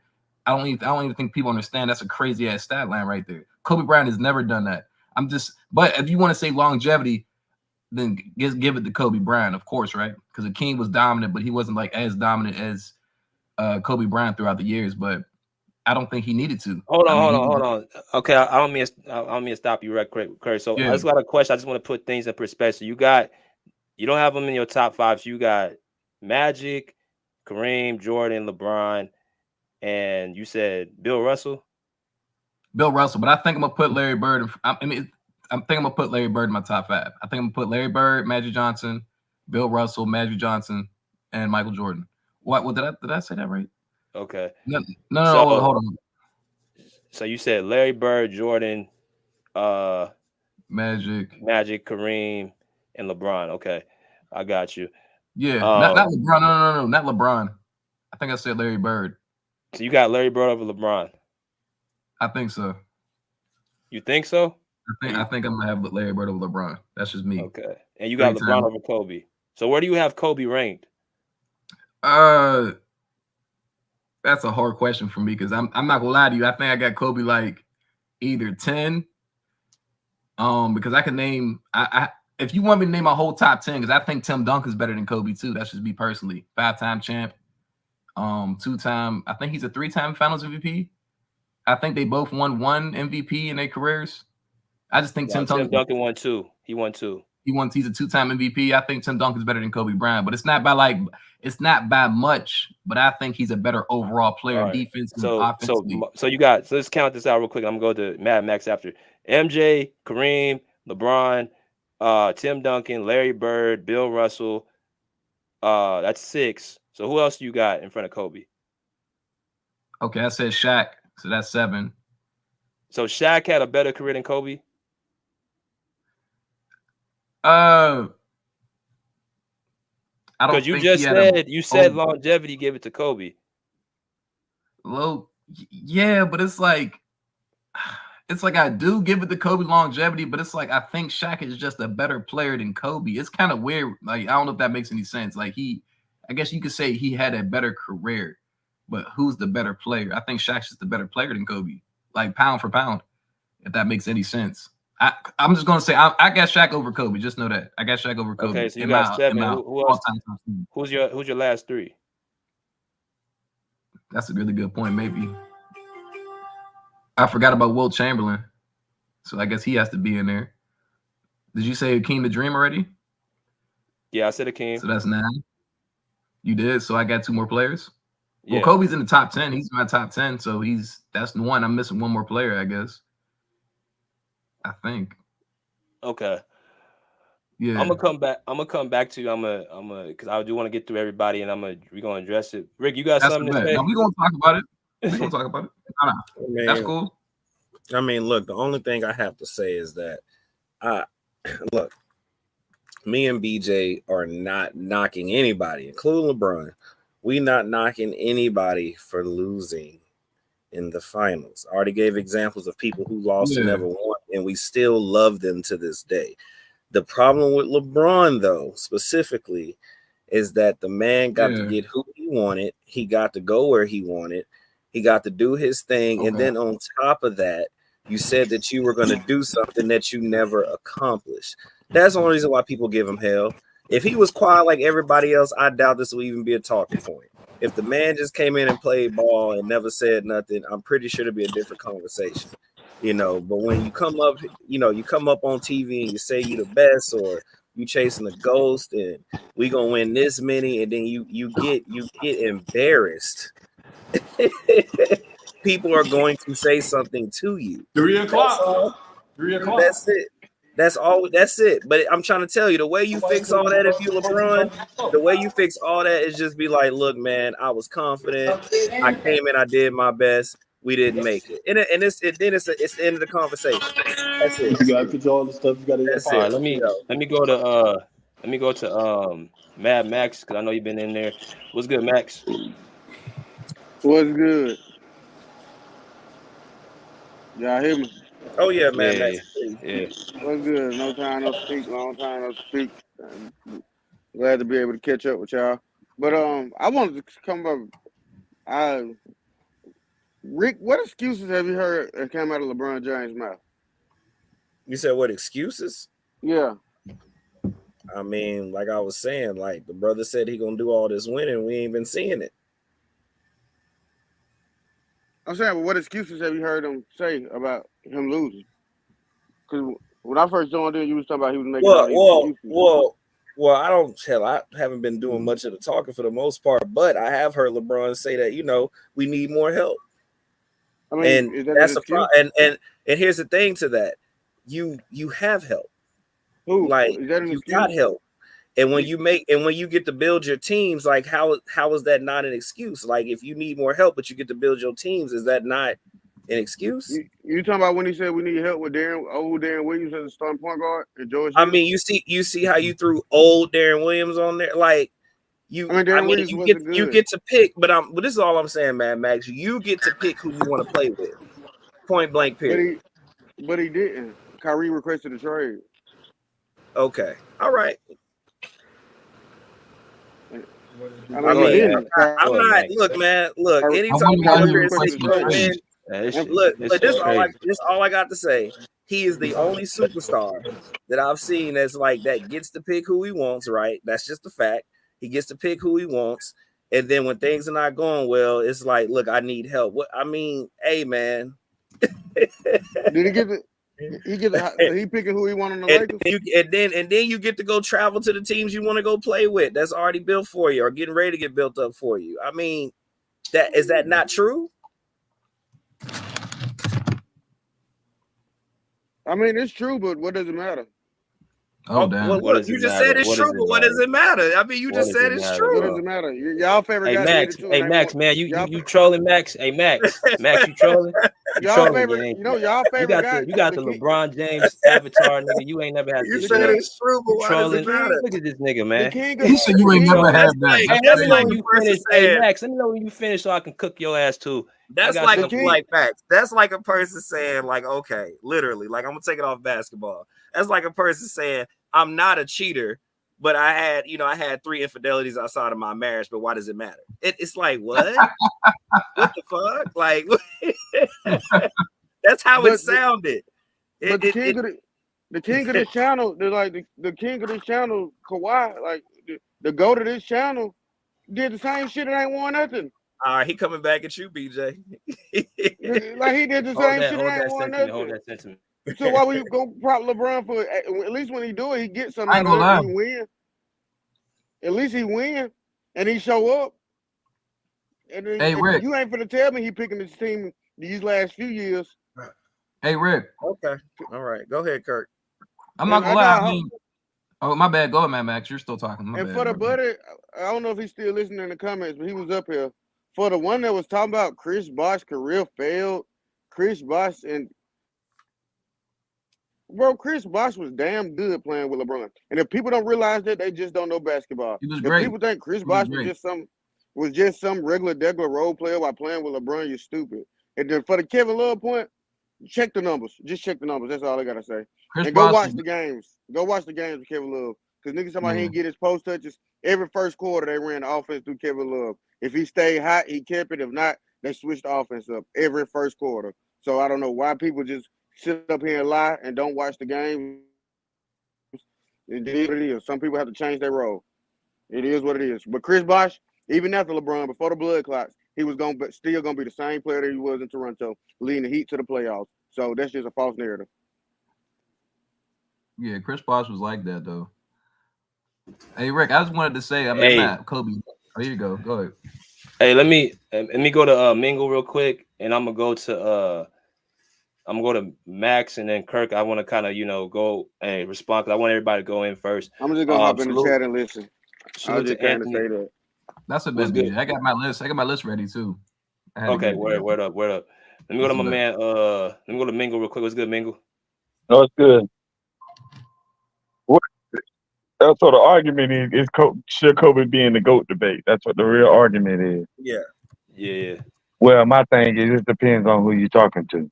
Like everybody have their GOAT. Like everybody, I mean, just cause the media says LeBron and Jordan, don't mean that it's just LeBron and Jordan. It depends on who you're talking to. But all this stuff is subjective. Like I always tell people, if you talk to a guy that's older than, let's say, 60 something, he gonna say Bill Russell or Oscar Robertson or Dr. J or Kareem Abdul-Jabbar, one of those guys. Then you talk to people, they say Jordan. Then you talk to some people, younger people say LeBron. But basically, what I'm saying is, it depends on who you're talking to. It ain't no set criteria or whatever you want to call it of who the GOAT is. That's what I always say. I've always been saying it, and I'm gonna keep saying it. Because it ain't no set criteria. You can make any kind of criteria you want. People still gonna have their opinion on who they think the greatest player they ever seen before he is. So, is Kobe in the GOAT debate? I would say he is. I mean, like I said, it just depends on who you're talking to. Now, what Kobe was able to do, what put Kobe over the top for me was what he was able to do without Shaq. Because all the noise everybody was talking and everything they were saying about him. Oh, especially when he lost in 2008, and everybody was, he can't win without the big fella, and this and that, and he can't really do nothing without the big fella, and all this and that, but when Kobe had went back to back, and then won those 2 back to back, yeah, that's really what made me say, okay, now this dude right here serious for real. He ain't bullshitting around. He's serious. That's what made me think that about Kobe. Now, like I say, wherever you got him at, that's your opinion. You can have him outside of top 10, wherever you got him at. It is what it is. But me, I got Kobe top 4. I got him 4th on my list, right behind Jordan, Kareem, and Magic. Now, like I say, it just depends on who you're talking to. That's what it all boils down to, in my opinion, about the GOAT debate. Okay. So we're gonna go ahead and bring Rick had to step out, so he'll be back later. But I want to go to Monty real quick, and then we're gonna get into it. What's good, Monty? What's up, BJ? What's up, y'all? What's up, panel? How y'all What's good, feeling? boy? What's up, Good. Kurt? Love. Love. Good to hear from y'all, man. I hear y'all talking to Kobe debate and everything like that. Y'all know I'm a really Kobe is not. He's not in the top five.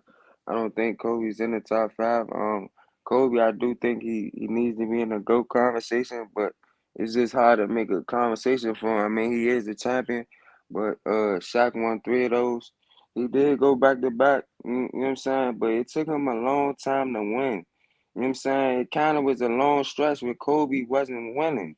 I think a lot of people forget that too after they went back to back. It was a long stretch before Kobe was able to even touch another championship. Shaq touched one before Kobe when he left.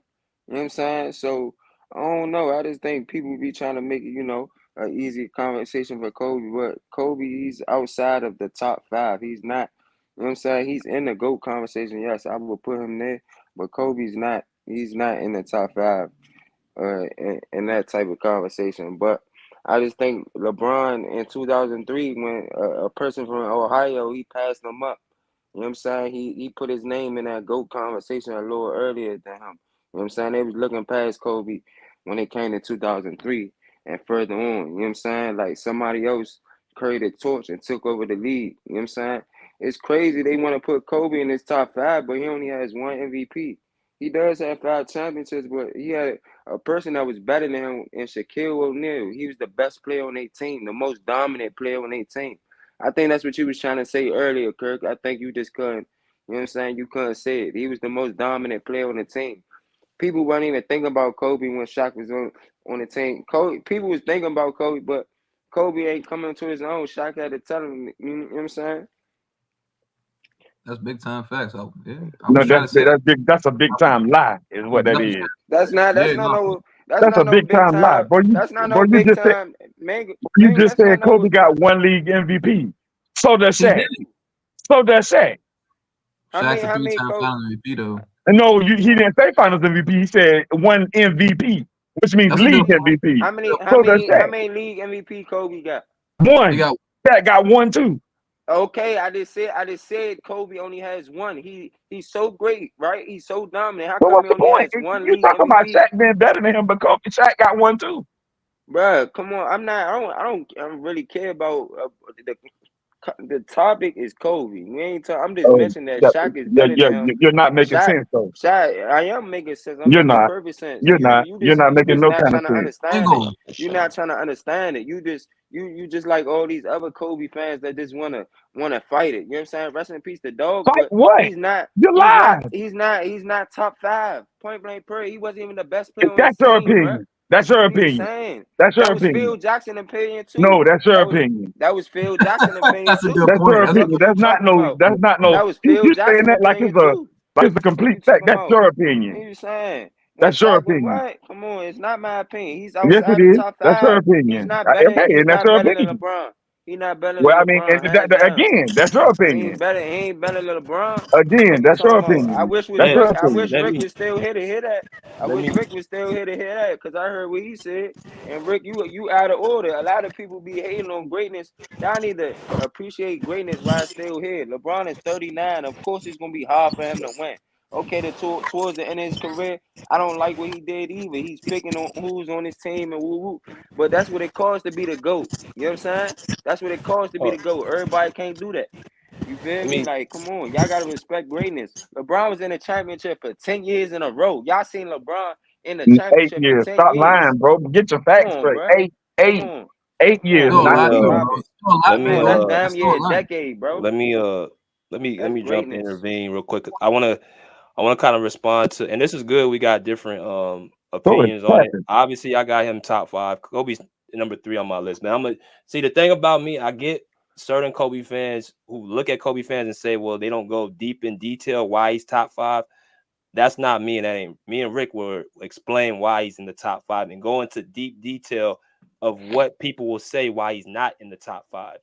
Now, Monty said you can't hate on greatness. And Monty, so do you feel Kobe was hated more than LeBron in his peak? No. Yeah. So you don't think Kobe was more hated? No, I think Yeah. Kobe. It's the complete opposite. Kobe was way more loved at his peak than LeBron was. LeBron was hated. I'm not even a LeBron fan. I'm just keeping it a bang, bro. I'm gonna keep it funky, bro. Everybody loved Kobe, bro. Come on, everybody at his peak. It doesn't matter. Everybody loved Kobe. You know what I'm saying? I think everybody hated LeBron more at his peak. I'm gonna be honest. I'm not just What saying that either. you think people love Kobe or they respected Kobe? I think it's a little bit of both. I would say yeah, they I felt don't think nobody really liked Kobe because really, what was there to like about him? People called him arrogant. He wasn't black enough. You got people in right. his own community say he wasn't black enough. You have people who thought he was arrogant. They said he was a rapist. Said he was a ball hawk. He ran Shaq out. You had no reason to like Kobe because he rubbed people the wrong way. No, I LeBron, feel you. he's giving high fives to people. He's a team player. Everybody marvels on LeBron. The media loves LeBron. The media did not like Kobe Bryant at that time. So there was no reason for anybody to like Kobe. Right. But I don't see how that's interesting. I never heard nobody say LeBron was more loved than Kobe was more loved than LeBron. I know. Yeah, I just think so. I just think Kobe was just way more loved than but even though he ain't Kobe, he's not that type of person, bro. He's just not the type that's gonna come open and he just wanna talk every day. Kobe, no, he's trying to bust your ass. That's just point blank pretty straight business with Kobe.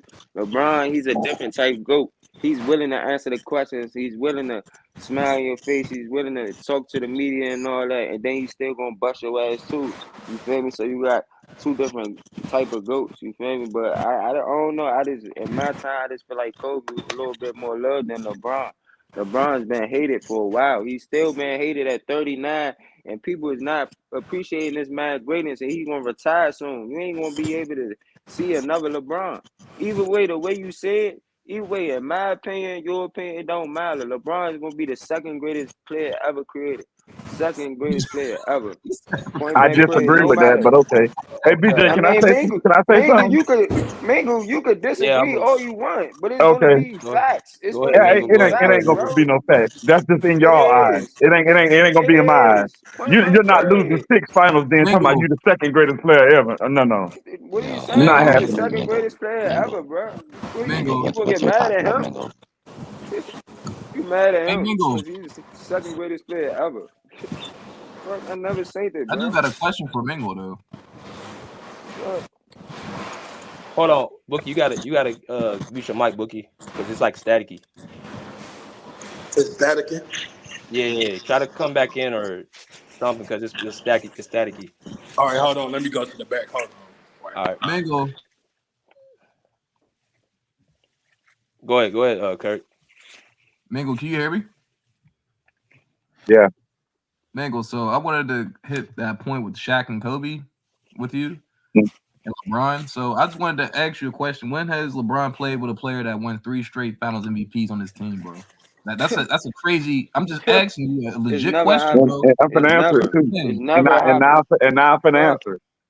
What are Because you talking about? Kobe, y'all acting like Kobe went out and chose Shaq to play with Shaq. Kobe didn't choose. They put Kobe with Shaq. Kobe didn't choose to play with Shaq. They put I understand. that together, which means Bruh, he didn't what do have you any other choice but to play with Shaq. He didn't have a choice. You didn't pick Shaq. He didn't have a choice And That's to play and with Shaq. and here's another thing people got to remember too. What are you saying? Shaq was in the league. When did he come into the league? 92. 1992, When did he 92. win his first championship? 2000. 2000, Who did he win it with? Kobe Kobe. Bryant. Why couldn't he win it the other 8 years? Well, Yeah, we he can't had do to. that, BJ. Michael Jordan didn't win his No, first no, no, no, no, championship no, no, in no, no, no. 28. If you gonna tell me how great Shaq is and what he did with Kobe, and then you gonna come right after in 2006 with Dwayne Wade, a team where he averaged 21 points. Here's the thing: you guys don't give Kobe the respect as a second option, even though he was a better second option than Shaq was with Dwayne Wade. But y'all said he won with Dwayne Wade. Dwayne Wade was clearly the clear cut on that Miami team, and Kobe Yeah, was he a better was. second option That's a than good point. Shaquille O'Neal on the Miami Heat. So we can't give Shaq credit for winning the championship when he was clearly the second behind the banana. When Kobe when he was with Shaq, there was games, there was times where he was carrying the load. When Shaq was in foul trouble, where he foul out, he couldn't hit free throws. Kobe was closing a lot of those games against Sacramento, against the Spurs, against Portland. So if Shaq was this, he had Penny Hardaway, he had Eddie Jones. You couldn't win a championship. You couldn't get out the second round until this kid who was 21 years old, who they put the burn on him too early to help you win a championship. You couldn't win until you got him. So who really needed who? And then he turns around. He turns around and wins 2 championships without that's a good point. So here's my argument against that, BG. That's a good point. Shaq did need Kobe, but they both needed each other. needed each other. Exactly, they both needed each other. And what's Perkins, whatever his name is, he says. Remember, Shaq went to the finals with Penny Hardaway. Shaq is a center. Shaq always needed a lethal scoring guard. Of course, he needed a guard because he's a center. Just like how people say Kobe always needed a big man.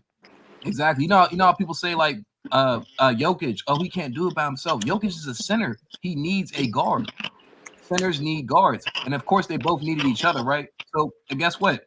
The argument, it kind of like X's out itself because we're saying like they both need each other, right? We're talking about top 5 now. We're talking about top 5. We're talking about all-time great players. So since we're talking about all-time great players, now we have to nitpick. Shaq was the better player. Shaq was the better player than Kobe. But he wasn't. That's the thing. He wasn't the better player. Y'all only say that because he won Finals MVP. Y'all only say no, that. I'm not just saying that. He was Shaq was dominant. Shaq was a dominant player. Hold on. Let me play a clip because here's a thing too that people don't realize. A lot of stuff that Kobe he had to hold his game back for Shaq. Right. See, a lot of y'all think that Kobe was incapable of carrying with Shaq being there. No.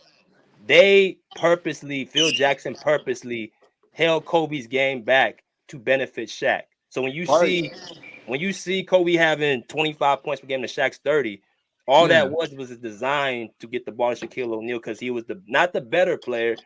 He was just more dominant. And at that time, in the 2000s, there weren't a lot of great centers. So it was easier for Shaquille O'Neal to get his buckets, vice versa, Kobe Bryant do what he was doing. It's so much context, bro, that people don't really look into when it comes to him. They just like, oh, Shaq was this over Kobe. Well, why the hell he couldn't even win other than one championship? Get another one. You had 20 years in the NBA. You won one championship without this quote unquote sidekick. I feel you. I feel that, BJ. Nah, that's a good point. And then the thing is, Kobe in 01 and 02, Kobe was the leading scorer leading up to the finals. Like he was the leading scorer and the leading playmaker and the best defender on the team. I didn't know that. Yeah, in 01 and 02, when they beat the Sacramento Kings in 01, Kobe averaged 35, Shaq averaged 33. When they played the Spurs, Kobe averaged 33, 7 and 7, and Shaq averaged 27 and 14. Leading up to the finals, Kobe was dominating the better teams. When they got to the finals, Shaq played against all them weak centers. So they ran the offense through him because it wasn't no great centers. Tom McCullough, Dikembe Mutombo. It's not no question about Kobe, man. Kobe, man. He outside the top 5 looking at, man. That's just how I see it. He's outside. I don't know. Cool. I know everybody got their different opinions. He's top 2. He's not top 2, bro. He's not right next to Jordan. That makes no sense to me. Is he better than Magic Johnson? Why is he better than Magic Johnson? No, that's a good one, Kirk. Why is Magic better than Magic Johnson? Why do we just skip Magic never won nothing without Kareem Abdul-Jabbar. Nothing. You went to the finals without Kareem. They got 4-1 by Jordan. BJ, I want to have that discussion with you. Why is Magic Johnson being skipped over like he's just some regular player, bro? He's not a regular player. And Kobe was a better two-way player. It's Kobe. It ain't Magic. Magic gets his just due. Kobe was a better defensive player. Skipped over. I don't see how Magic. Y'all don't like defense. Y'all don't like defense. Magic play defense too, bro. Bro, how does Magic get a pass for having Kareem? How does Magic get a pass for having Kareem, who's in your top 5, That's a But good point, Kobe don't BJ. get a pass when he had Shaq, who's not in your top 5. Yeah, that don't make sense. Wait, hold on. It don't add up. That's a good question, actually, BJ. That's a really good question. I'm gonna How say does it again. Kobe emulate another player play style? Like he How emulated his does whole game. Kareem is in people's top 3 to 5? Yeah, Magic he won is. all his chips with Kareem. Every Yeah. last one of his chips. Kobe won 3, and then he showed you he didn't need Shaq to win the next 2. But Right. Kobe gets demonized for having Shaq on his team, even though he was outside the top 5. But Magic don't get demonized because he had And claimed Magic all came his in the league with championships. the MVP when Kareem was the Hey, MVP. BJ, that is BJ. You're making really good points. I'm not gonna lie to you. That's actually a really good point. My argument to that is Magic came in and won literally as soon as he came in. And of course, I'm not saying that Kareem wasn't a big effect, but he literally took over. And I don't even know if he won Finals MVP that year, but He did. Kareem got hurt, man. he was with But Kareem. how many points? Wait. Kareem was But since you averaging want to go, 30, bro. hold on though. But since you want to go on stats, what did Kareem average in that series, and what did Magic average in that series? Kareem Kareem averaged like averaged 30 and 33, 12 15. and something, and Yeah, he Magic got averaged hurt for like that a one game. 19 and something, a 10 and Good something. point. No, I didn't know that. Hey, Mingle, that's a great point, Mingle. I'll just say this though, because when Magic played with Kareem, he actually won Finals MVPs alongside with Kareem. Kobe did not, and that's just my point right So there. we're going off of one round, vice versa, a whole season. So it's not about, and this is another thing too. It ain't about the Overrating season. It ain't Finals about the MVP playoffs. awards. It's about one round. So he didn't win the Finals MVP in a series where it was designed for Shaq to have the better matchup to get the ball because he won the Finals MVP. That somehow that discredit. I'm still stuck on the fact again. How does Magic get a pass for having Kareem, one of the top 5 greatest players on his team, and Kobe don't get that same pass? That's what I'm And they stuck had on. James Worthy too. Magic They had James don't. Worthy too. Magic don't get a pass. To me, he's not in my top 5. I don't know. Magic, he's not in my top 5. He don't And get I a got a pass. better question. I And I do got a think better question. He's in he my did top have 5, Kareem. Lamar. He's in my top 5. Nah, I feel you, Craig. I respect it, but I don't think Magic Best I passer, can't best put it. point guard of all time. or Kobe He's the is best I in point can't guard put of all it. time. I can't put a guy that lost 6 finals in the top 5. I'm sorry. who? LeBron, boy, you know who lost 6 finals. Bruh, you You going to lose hate on LeBron. Guess what? You 6 want to know? finals Guess losses. what? I don't. No Hey, excuses. Megan. Hey, guess what? It's a lot of players that don't even touch that type of floor ever in their life. You hear me? It's a lot of players don't even have the opportunity to even win or lose. You get what I I'm got saying? you. That's I the got type you. of But check this out. you can't even get that man that type of respect, bro. It don't matter And I if he got a better won, better bro. question. Mango, He Hold I on a played hear in a minute. weak everything. conference. Mango, hold on. I hear what you saying, but you gotta respect greatness, bro. It don't matter if he won or lost. LeBron James is one of the greatest players ever. He's gonna go down I as the agree. second greatest player ever Not to me, but okay. in basketball. That's not to you, but that's Not in the to me, but world, okay. bro. That's I'm not to still a you. person. That's in I'm the still a world. person. I'm still a person. I understand that you just one person, bro. Yeah, I am. You're a small population, bro. You're one person out of a million, bro. Out of the I whole am. But world, listen at out of this the though. whole But check world, this. bro. You get what I'm So saying? hold This on, nigga, wait a minute. hold on, Mingo. Listen, he came in the league Bro, at I done heard this already. 2003. All He came LeBron in the fans say the league. same thing. I done He heard came this. in the league at Say the 2003, same bro. thing over He and changed. over again. Over and over. If I done heard this He like a million times, you changed ain't saying the nothing new. conversation. He changed the He's not a conversation. LeBron I fan, bro. understand. I'm not a LeBron fan, but I'm just giving y'all Exactly. facts, bro. I'm giving y'all But facts. listen, He wasn't. He couldn't even though. dominate. He couldn't even dominate the How he league, bro. dominated and he When lost 6 finals. That But listen dominating though. yeah, Check what, this. bro? winning, bro. So You hold gotta on a understand minute. that Hold on a there minute. also other great players, bro. Players is not gonna win every year, bro. Okay, Everybody not but gonna be Michael Jordan. since y'all going You off get what Finals I'm saying? MVPs, right? But Hold on, wait a it's a minute. lot of people that ain't even touch 8, 9, 10 finals. They ain't Okay, win. but since y'all He going off played in the Finals weak MVPs, East, Steph right? bro. Curry. He Hold on a played in minute. the weak East, bro. Hold on a minute. Since y'all going off Finals MVPs, right? Since y'all going off Finals MVPs, Come and on, that's what bro. everybody He going got off 4 of. regular season MVPs Hold too. on a minute. Wait a minute. Let me Come finish what on, I'm bro. saying. Since Come on. everybody going off Finals MVPs and Shaq got those first 3 Finals MVPs, then I guess we're gonna have to go ahead and say that Andre Iguodala is better than Steph Curry since he won that Finals MVP over Makes Steph no Bro, Curry sense. I That hear don't make you. in no Come on, sense. bro. Makes 2015. no sense. Mango, look at you So that's saying what this, we're bro. gonna That makes say. no sense. Are you They both have uneducated, one bro? Finals MVP. Are you It doesn't uneducated, bro? matter. He Like won it over Steph come on, Curry, who bro. was on his team at the No, time. So Andre everybody know that Iguodala is Steph how Curry. Come on, how If many bro. that's what y'all gonna keep It's going off of.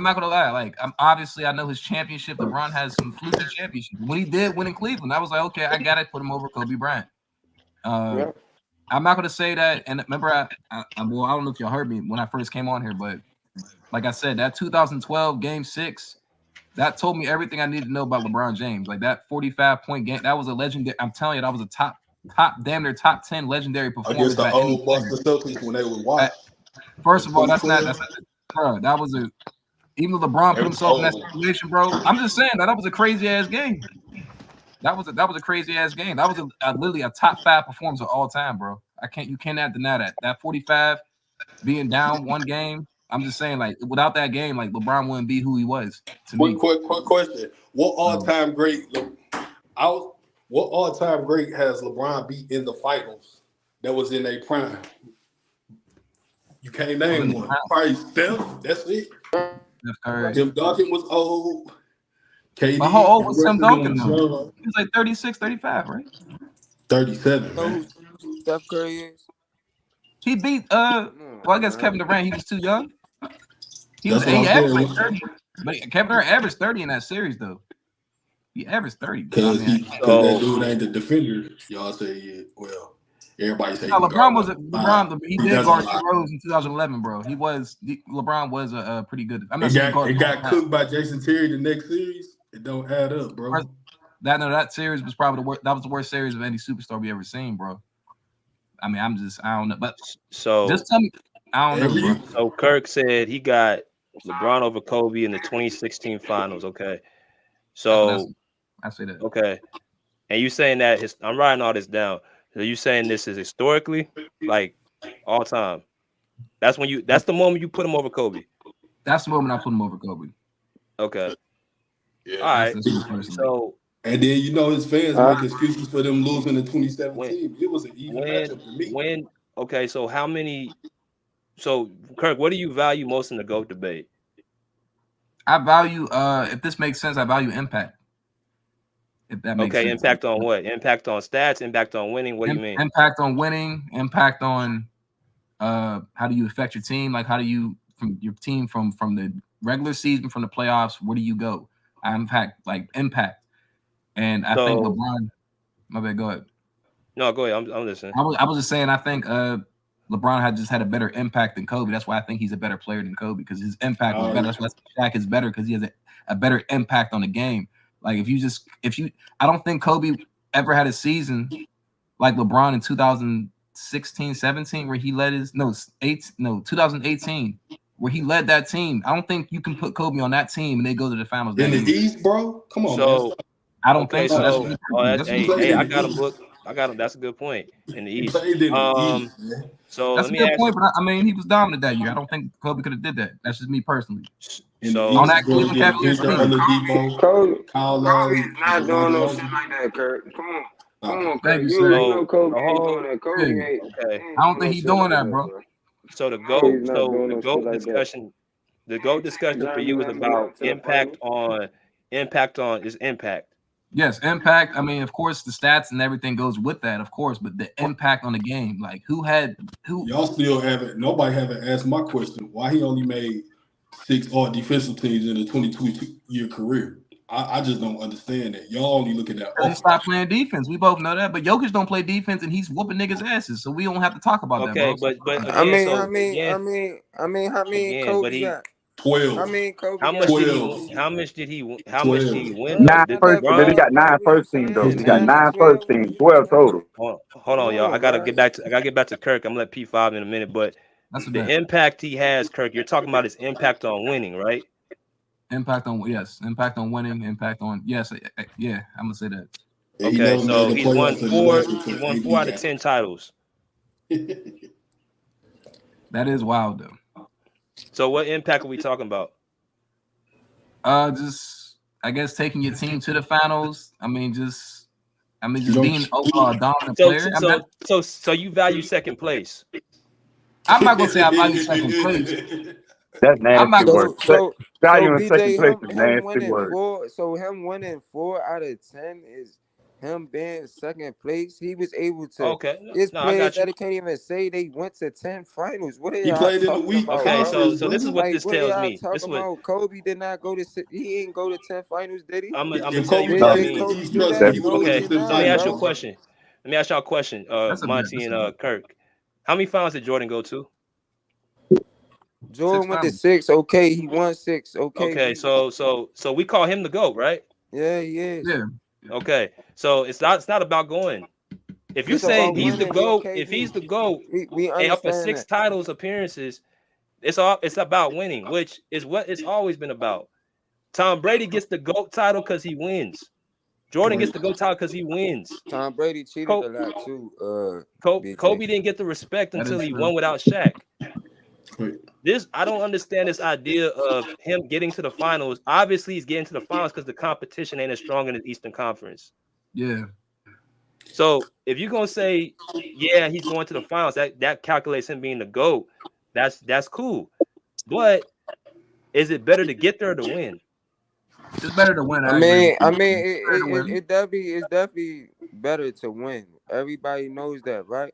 So, but Yes. there's only one person. Somebody has to win. Somebody has to lose. But at the same time, Can I go everybody is gonna have next? to respect greatness when greatness is. He brought a championship to 3 different franchises, not one, not two, Because he but moved 3. on. You Oh, understand what I'm saying? And he Maybe went that's back something not like home, that. That's greatness. and actually a good point. That's a and good point. so I'm just pointing out facts of which I, you know what I'm saying, just to help y'all understand. You Y'all feel know me? he And never just to made the kind of break it playoffs. down, you feel me? I know some of y'all favorite players have never experienced that before, never done that. But some you have to you have to understand that, you have to embrace that, like that's different. You understand what I'm saying? He went back home and he brought it. They've never won a championship since 19 what? We can look at the stat. I don't know. Cleveland, he brought that back to them. Like, come on, man. It's not. You gotta respect that. Like, I don't know. I understand people keep saying, "Oh, but he lost 6 finals." But what you mean? It's other great players in the league. Niggas is not gonna win every year. You can't name a person that won every single year. Like, come on, bro. Other than Jordan, like, come on. That's all like Other than excuses, Jordan, bro. Jordan won Hey, 6 That's in a all row, like BJ. a but bunch of Jordan is lost excuses, too. bro. It's been times Jordan lost too, bro. So we not about to Bro, do that. Like, people's bro, lost, people win. did you know Reed went to the final 6 times? I mean 10 times too? But he You won said who? majority of years though. You That's the said difference. who? Kareem Abdul-Jabbar went to the final 10 times, but he won 6 of those 10. Bro, who was playing against Yeah, Kareem Magic Johnson. Abdul-Jabbar? Who was Nice playing who was against playing him, bro? against. Come That nice on, who bro. Yeah, was What playing is you against. doing? so Yeah, That Who Magic was Johnson nasty playing was on against way. the him? team too. Like, Yeah, bro, Magic stop Johnson on this team talking. too. He had another top 5 player with him. I mean, I'm just so let me go to that shit crazy. P5 real quick. Let me go to P. What's up, Bookie? Yo. It's excuse. I hear a lot of excuses, bro. That's all I'm saying. Go ahead, P5. Yo, so what's the question about here? What are we talking about? Kobe and the GOAT debate.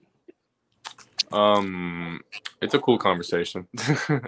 I think my GOAT debate is only between 2 players. It's LeBron and Jordan, but I think Kobe's one of those guys. Thank you.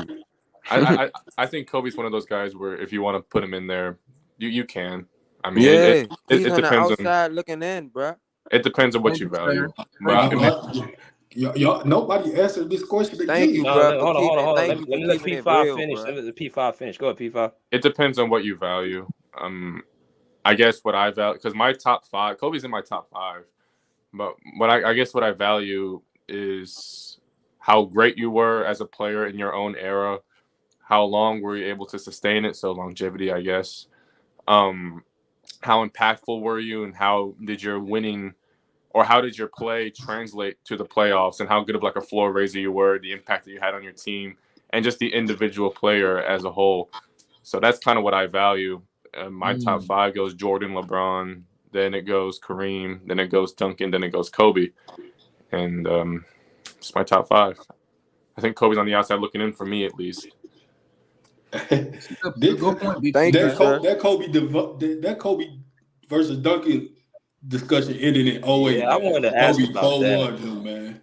What do 4-1 you mean? P5. sent him Tim Duncan home. has wait, hold up, Duncan Bookie. has 5 Send him Hold on, championships. home. hold on. I What? want to ask P5 this What? question. So what's I don't even want to go to LeBron. I want to get off LeBron in a minute. What is it, Tim Duncan over Kobe? It could Tim Duncan never again, back to back. like What? because my list, I would say, is in tiers. I think Kobe and Duncan are in that same tier, and when I say that, that just means they're interchangeable. But for me, what edges Duncan ahead of Kobe is what Tim Duncan was able to do as a defender. I think Tim Duncan's the second greatest defender of all time. I value that. He sustained that for a decade plus, I think. Russell and Elijah. Okay. It wasn't well, I don't rank 60s players, so that's why I don't rank 60s players. Okay. But I think Tim Duncan sustained the second greatest level of defense for a decade at least, right? And he sustained that throughout the playoffs. It translated to the playoffs. The impact that he had on those Spurs teams, leading them to some of the greatest defenses of all time. I think that speaks volumes to Tim Duncan's greatness overall. But I think you could. I think you could definitely sway me into putting Kobe over Duncan. It's just I prefer the level of defense that Duncan brought.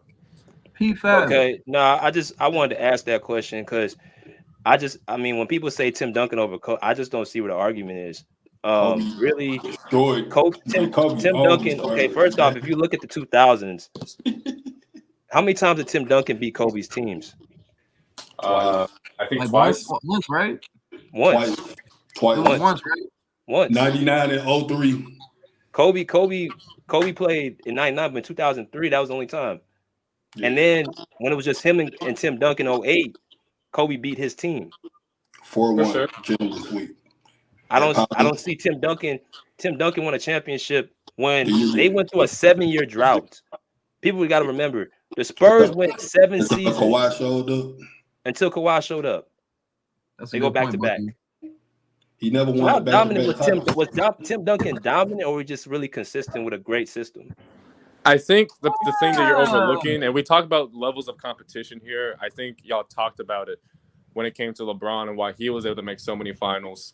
I think what you're overlooking is the fact that in the 2000s, as the 2000s went on, especially in the back half of the 2000s, I don't want to say Tim Duncan regressed as a player, but he wasn't in his peak anymore, right? He's still dominating, but he's not like 2003 Tim Duncan. You take that into account, the fact that, I mean, the Spurs are going up against immense competition in the West, especially compared to the Eastern Conference. The 2000s West was a dogfight. And I think you saying that Tim Duncan couldn't go back to back, they went on this 7-year drought, while discounting what LeBron was able to do because of the competition that he was in. I think that's a bit of a double standard. And Thank you. Come on, bro. Wait. Say that again. Say that again. So you hold on. I want to hear that again. What'd you say? You're overlooking that. Say it again, P5. I missed what you said. I said you referenced how Tim Duncan couldn't go back to back and how they went on a 7-year drought.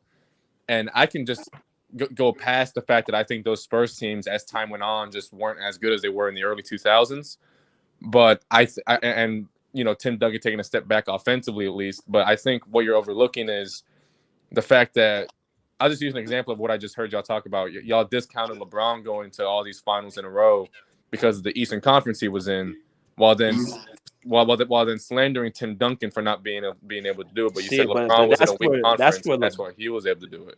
That's for LeBron. We're talking about Tim Duncan and Kobe. Kobe was in that same. I know, but I'm just saying that to point out inconsistency. But I don't want to talk about LeBron. No. I'm not talking about LeBron. I'm saying the inconsistency in your argument because it's inconsistent. No, it's consistent because we're comparing Kobe and Tim Duncan. LeBron's in the East. He's not. That is solidified. That's solidified. You were in the conference was less competitive than the West. That's why you got to all them finals.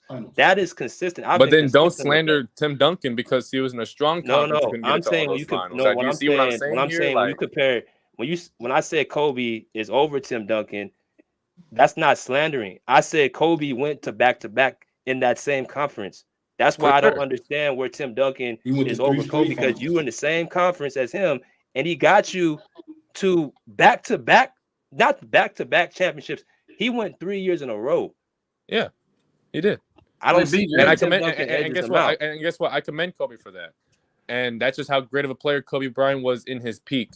If you look at what Tim Duncan was able to do in his peak, I feel like Tim Duncan would have done the same thing. It's just unfortunate that he couldn't because he was in the same conference as Shaq and Kobe. That's a good point. It's just unfortunate because we're talking about two players who weren't in their respective peaks. I mean, Kobe was in his peak, but Tim Duncan, and by the time 2008 came around, injuries started to pile up a little bit on him, especially in his knees, and that's where Tim Duncan couldn't.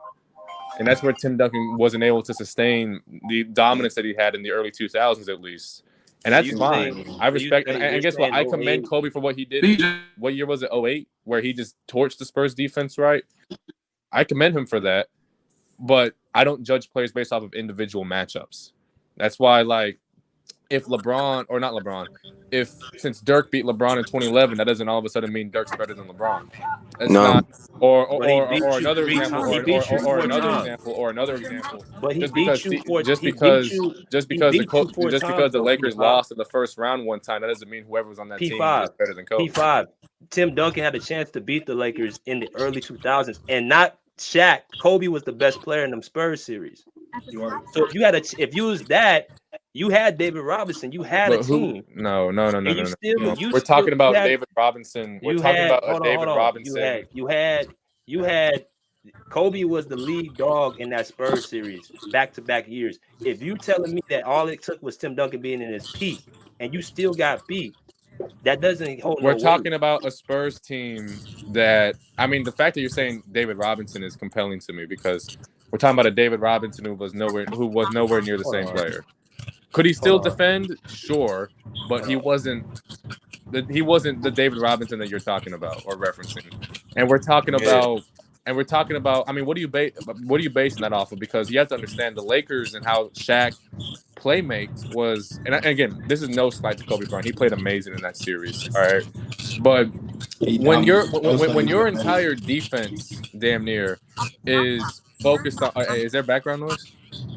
Yeah, Bookie, you gotta mute your mic. That ain't me.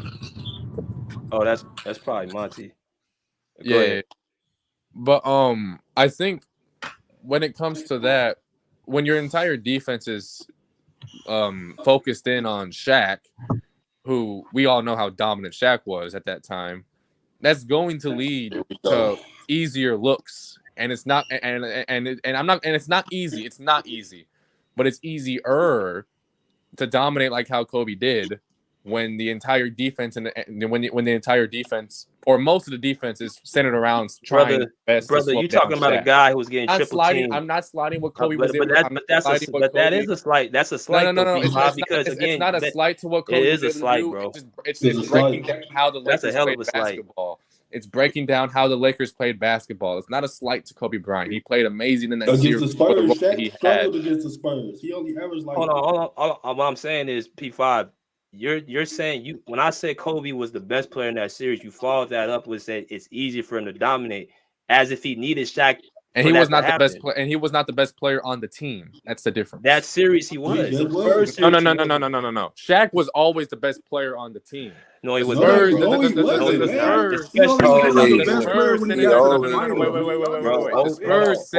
Spurs centered their defense around Shaq. 03 and 04, Kobe was the better player on that team. And that's not he led the team in scoring both those years. And that doesn't make him a better player. That doesn't make it to where I think 2004. You don't like I think 2004 for sure. But in 2003, just because Kobe averaged more points because he's getting more opportunities to score, that doesn't then make him the better player than he's better than him in 01. Why is he getting more opportunities to score? Because when you have to understand when you watch those Lakers teams, especially in the playoffs against the Spurs.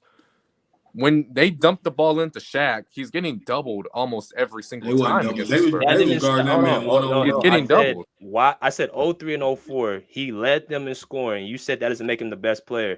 So what made Shaq the best player them 3 years? The level of impact, the level of impact that he had, and the attention that he was able to draw on the defensive, and especially in the post. Yes. That's what makes him. That's what makes him especially the most impactful player on the team. But people go to this. He averaged more points in them finals. That's why he was better. But when it goes to Kobe's turn, it's like that'll make him the best player.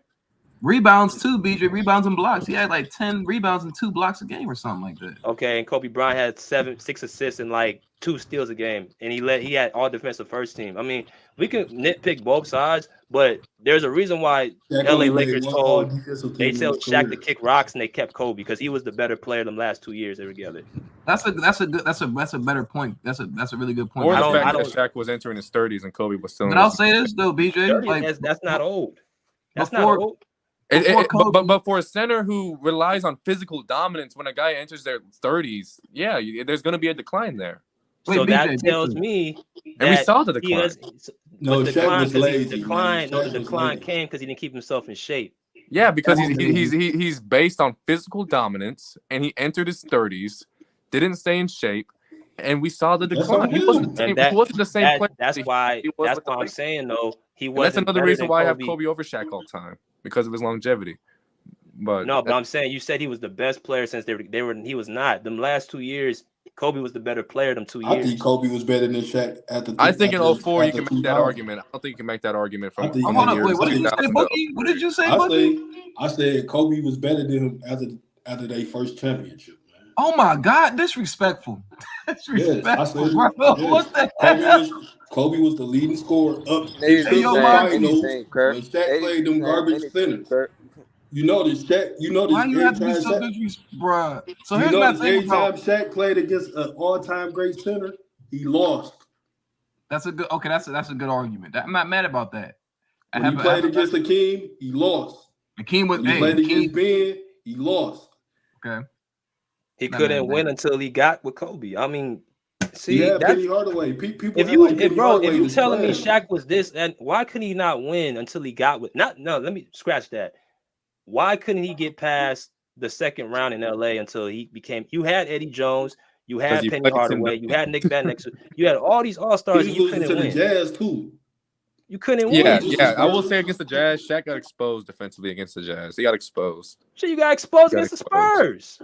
He got exposed. No, but like defensively, it was really bad against the Jazz, and that's another reason why I think Tim. And hey, that's a notch on Tim Duncan's belt, right? Y'all making really good points right now, but here's my thing though. Like, if we're gonna say this about Shaq, right? Shaq went to the finals with 3 great guards. He went to the finals with Penny, D Wade, and Kobe. So are you saying like all those 3 guards carried Shaq, or Shaq was the factor that why they went to the finals? I know one thing. That's a crazy statement. I know one thing. Shaq needed top 75 all-time guards to win. Kobe didn't need an all top 75. Name me a player. Name me a top player. 75 big Name me man a to win, player. 'cause he didn't without it. Name me Okay, players in NBA history that didn't need Hall of Famers in their prime to win championships. There's exceptions. There's exceptions. Like Dirk. Hakeem did it in '94. Yeah. Like there's exceptions to the rule, but when we talk about these all-time greats, I mean, Jordan needed Scottie Pippen, LeBron needed all these other teams, right? Kareem needed at the end they needed Magic, and he needed Oscar eventually, and he needed Oscar when he was in the beginning of his career. Tim Duncan to sustain his greatness, even though I think Tim Duncan won with some pretty meh championship teams. Tim Duncan, at the end of the day, in order to sustain his greatness into the 2010s, especially, he needed Tony Parker, Ginobili, Kawhi. He needed those guys in 07 too. We talk about Kobe. He needed Shaq. He needed Powell. When we talk about like Shaq, he needed Kobe. He needed D Wade, right? I mean, all these to win a championship and to sustain championship success, you need all-time Kawhi great. 2019. That team was. Yeah, there's exceptions to the That's rule. a different story. Exceptions to the rule, like he said. That's Even exception though Kawhi doesn't win if KD and Klay Thompson are there, but we're not going to talk about that. No, I disagree with Klay Thompson though. He would have won if Klay Thompson was there, but Kevin Durant, there was no question about that though. But Klay Thompson, he was getting better, especially before he got injured. But even Draymond said it. He said there's nothing they you were can do up with 3-1 when Klay was there. There was up 3-1 when Klay was there. Exactly. Kawhi said, ask Draymond. He said they cannot do nothing with Kawhi. He said we couldn't do nothing with Kawhi. Like if you ask Draymond, he will tell you about Kawhi. Like he knows he couldn't do anything with that. So KD, Dirk, there you go. KD. Yeah. There's exceptions. Kevin Durant exceptions. Yeah. Kevin Durant. Yeah, you're right about that. But there's 1 year exceptions, of course. But to sustain championship success, you need all-time great players. I mean, you do. Bookie, you're wrong about that. Bookie, you're wrong about that. So Bookie, if he's saying that, Bookie, so now you're comparing 2 players. You're comparing Shaq and Kobe, right? I'm just being honest. Who was the more dominant player in their prime? It was Shaq. But that's the thing, bro. Like dominant, I feel is used for bigs. Like you gotta show me who's the more impactful player. And when you look at you measure them at their positions, it was a 1-2 punch. And then Shaq could not win averaged 13 points a game his last championship. He couldn't win a champion. He couldn't do shit.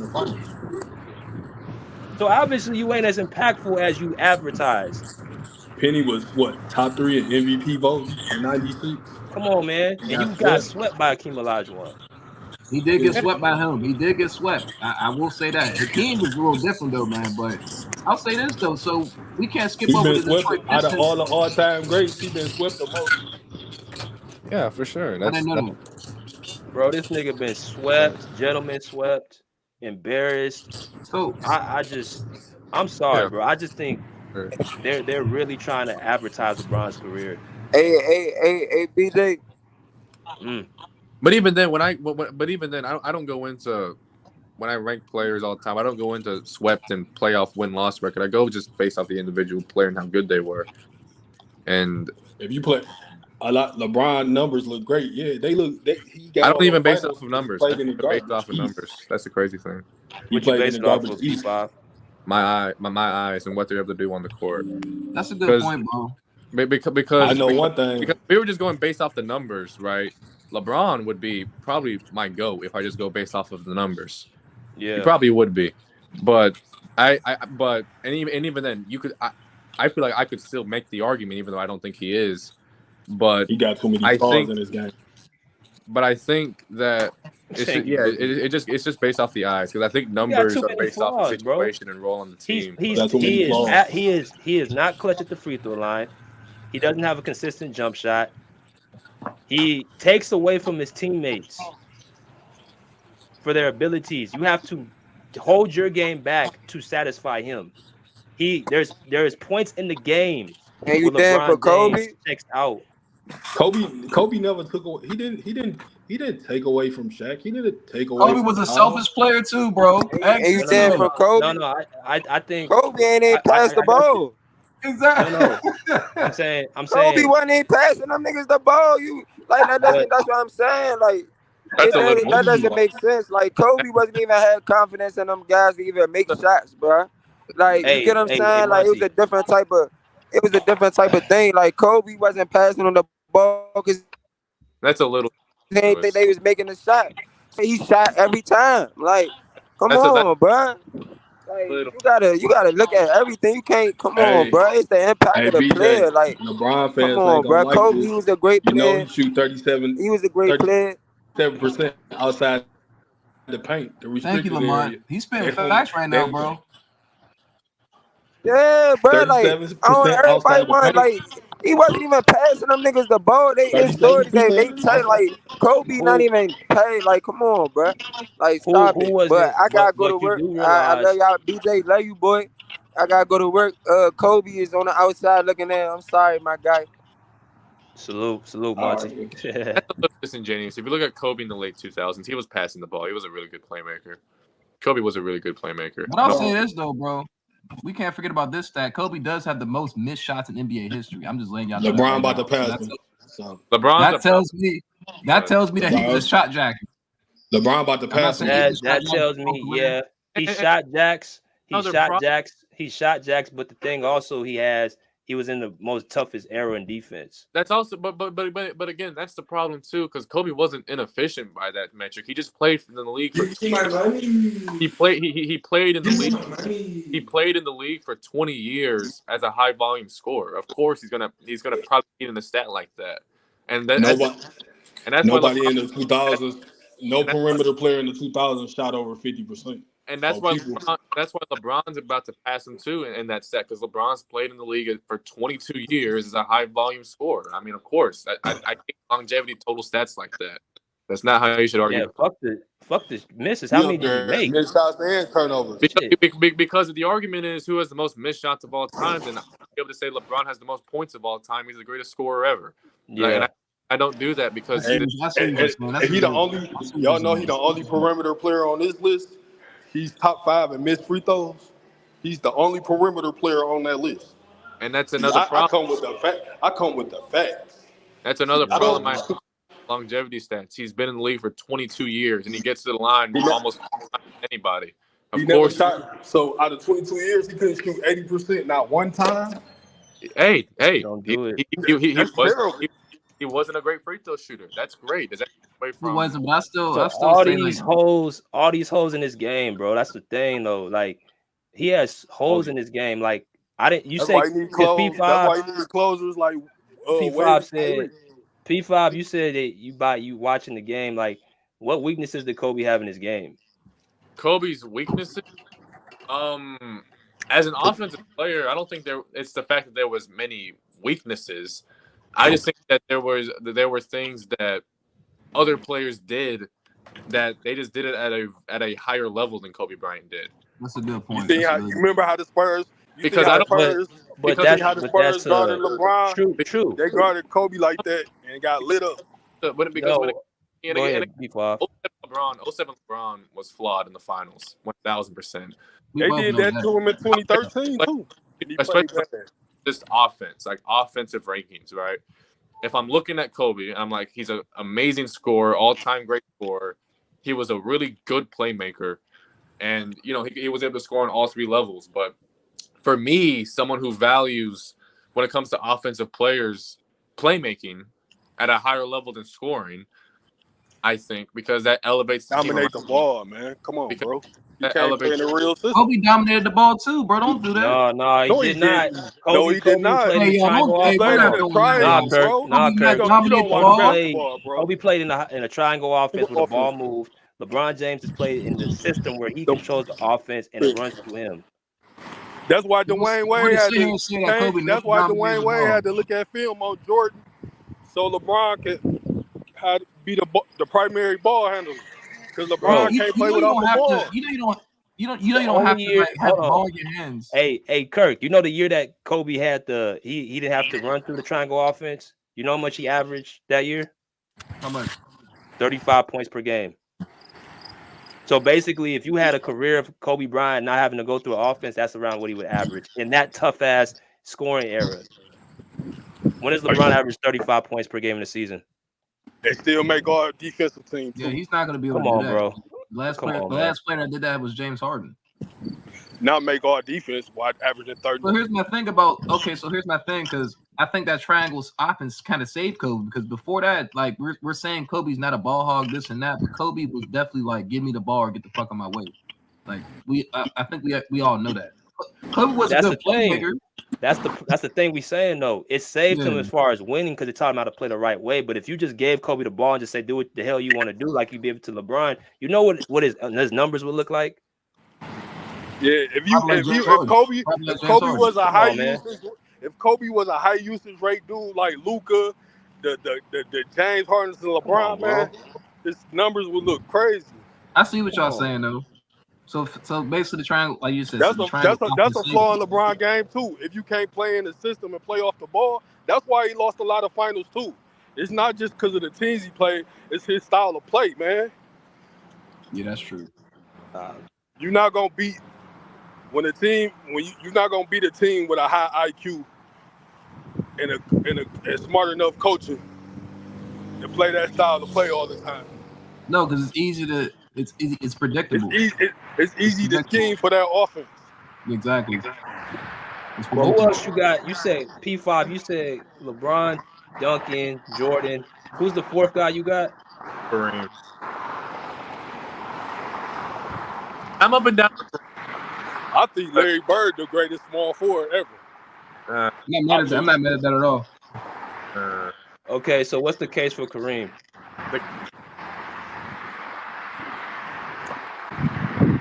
What's the case for Kareem? P5, you still there? Real quick. I think you shutting out P5. All right, there you go. The case for Kareem, and it's a tough case because I'm up and down on Kareem. But my main case for Kareem would be his longevity, how great he was in the playoffs, what he was able to do as a scorer, and how mainly he just kind of dominated throughout the 70s and the 80s. There's a lot to nitpick with Kareem though, especially by what y'all are talking about. And I understand. I wouldn't even try to argue that honestly because he didn't do a whole lot of winning in the 70s. He was a loser, and then he didn't really win until he got with Magic, and I get that. But my main case for Kareem is his longevity. I think it's some of the greatest the league has ever seen. It's up there with LeBron and Kobe, right? And I think that what Kareem was able to do as a peak player and how impactful he was to those Laker teams, even with Magic on the roster, right? Even with Magic on the roster, I think that is what makes Kareem top 3 all time. And again, he was also unbelievable defender as well. Really good defender. One of the all-time greats defensively too.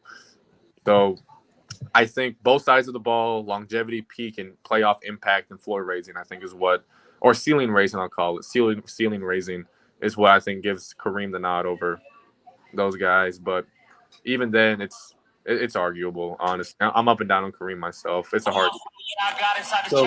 So Kareem and Kobe, you arguable, and Magic and Tim Duncan, you arguable with Kobe. Because like here's So yeah, because like I said, my list is in tiers really. It's Jordan and LeBron, and then the next tier would be Kareem, Duncan, Kobe, Hakeem, and Shaq. And then we have that, and then I'm interchangeable across. No. Kareem, Duncan, Kobe, and then it's Hakeem, Shaq, and then my last three would be Curry, Magic, and Bird, and like those are the tiers that I work within because I understand that I'm nitpicking if your list is one player off from mine. Like my biggest problem would be if you had Magic in the top five. That would be my biggest problem. Over guys like Curry, over guys like Shaq or Hakeem. No, that would be my main problem. Not that you have Kobe in the top three or top two or whatever.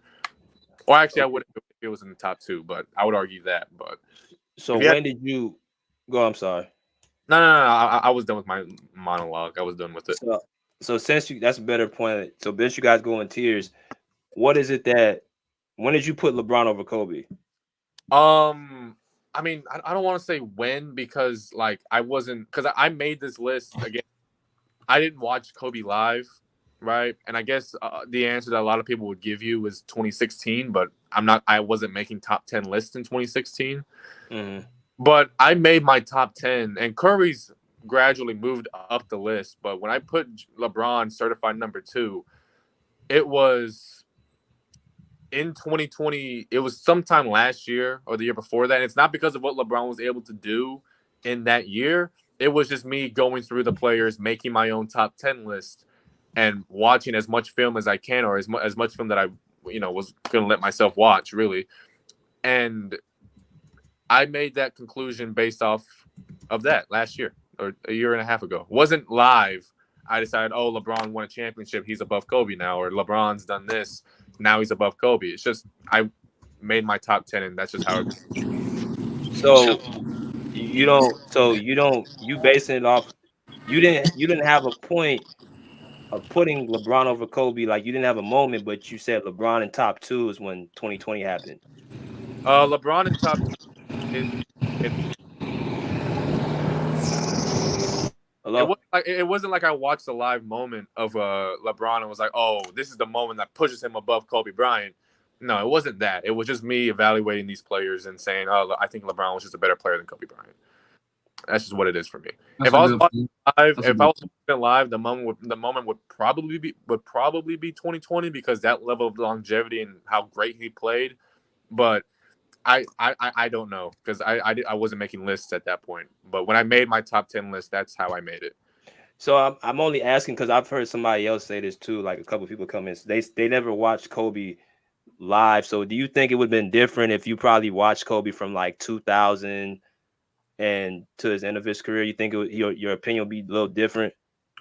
It probably would have been because I understand it, like there's this word I say, nostalgia, right? Mm-hmm. I understand it. Kobe Bryant was culture changing. We still celebrate Kobe Bryant and RIP to the Mamba, of course. He's one of my favorite players of all time to watch. Watching Kobe Bryant, I swear, Kobe probably would have been my GOAT if I was watching him live. But I think that would have been more so due to just me watching him live and having that nostalgia for him being my favorite player in the league, probably. But yeah, my rankings certainly probably would be different if I was in the 2000s. For sure. Okay. And that's what I always say. It's just an underlying bias. That's why I don't blame people. Think about it, BJ. I want to say hate because I just want to say they just deny it all the time in their own opinion because they grew up watching Jordan, they grew up watching Kobe, or maybe they just really think he's a better player than LeBron. Think about it. Think about this, CJ. This give me the nod right here. Kobe over LeBron. Kobe won 2 out of 3 championships with Pau Gasol. LeBron won 2 out of 4 championships with Dwayne Wade and Chris Bosh as his teammates.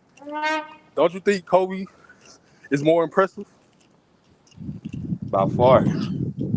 was more impressive. I think Kobe's more impressive, like winning wise, though. Like, and I did say like I do impact. I think what I really meant to say, like impact winning and just impact like on the game in general. I'm not saying that I kind of agree with P5. I enjoy watching Kobe play, like I do. Kobe's a beast. If I'm going off overall player, I might have to say LeBron's just a better overall player. And I'm not just saying by rebounds, assists. I just think he's a better overall player than Kobe Bryant. Kobe Bryant's won more. Okay, so we take away. I'm not going to take away any championships away from Kobe because, like you just said, that's a 1-2. That's a 1-2 punch. Him and Shaq was a 1-2 punch. If you want to give Kobe one of those championships, or like two out of three championships with Shaq, since it's 1-2 punch, okay, you can I'm say not he's trying won. to give. I want his championships to count just like Magic's championships counted. Okay, I understand that. Yeah, I understand that. That's all I want. If I you're mean, he going to played with take away Kyrie, and Kobe, Kyrie, yeah, and Kyrie was a beast. LeBron played with he played with the most skilled guard in NBA history. If you want to say that, you can say it's Kobe, but damn near Kyrie is probably the most skilled guard I've ever seen. So LeBron's played with that, and he averaged around like 27, 28 in the finals, just like Kobe did. So it's pretty much no excuse for LeBron. I can't get mad at y'all. Like Kyrie was actually very dominant in that finals. And I think in all the two finals that he played in. impactful. Then he had Your AD impact. he had AD putting up 29 and 14 the last 2 years, and they've been going home. So what impact does he really have? I mean, this is what I'm gonna say about LeBron.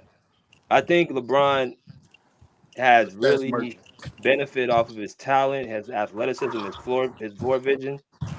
Yeah. I think he's a more gifted player than Kobe Bryant. I think he's been blessed with tools that Kobe didn't have. And I think that makes people think that makes him over Kobe.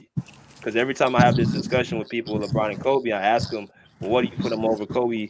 They go straight to the stats, and they go straight to the longevity. Well, my thing is, if you have the longevity, shouldn't you have more to show for it?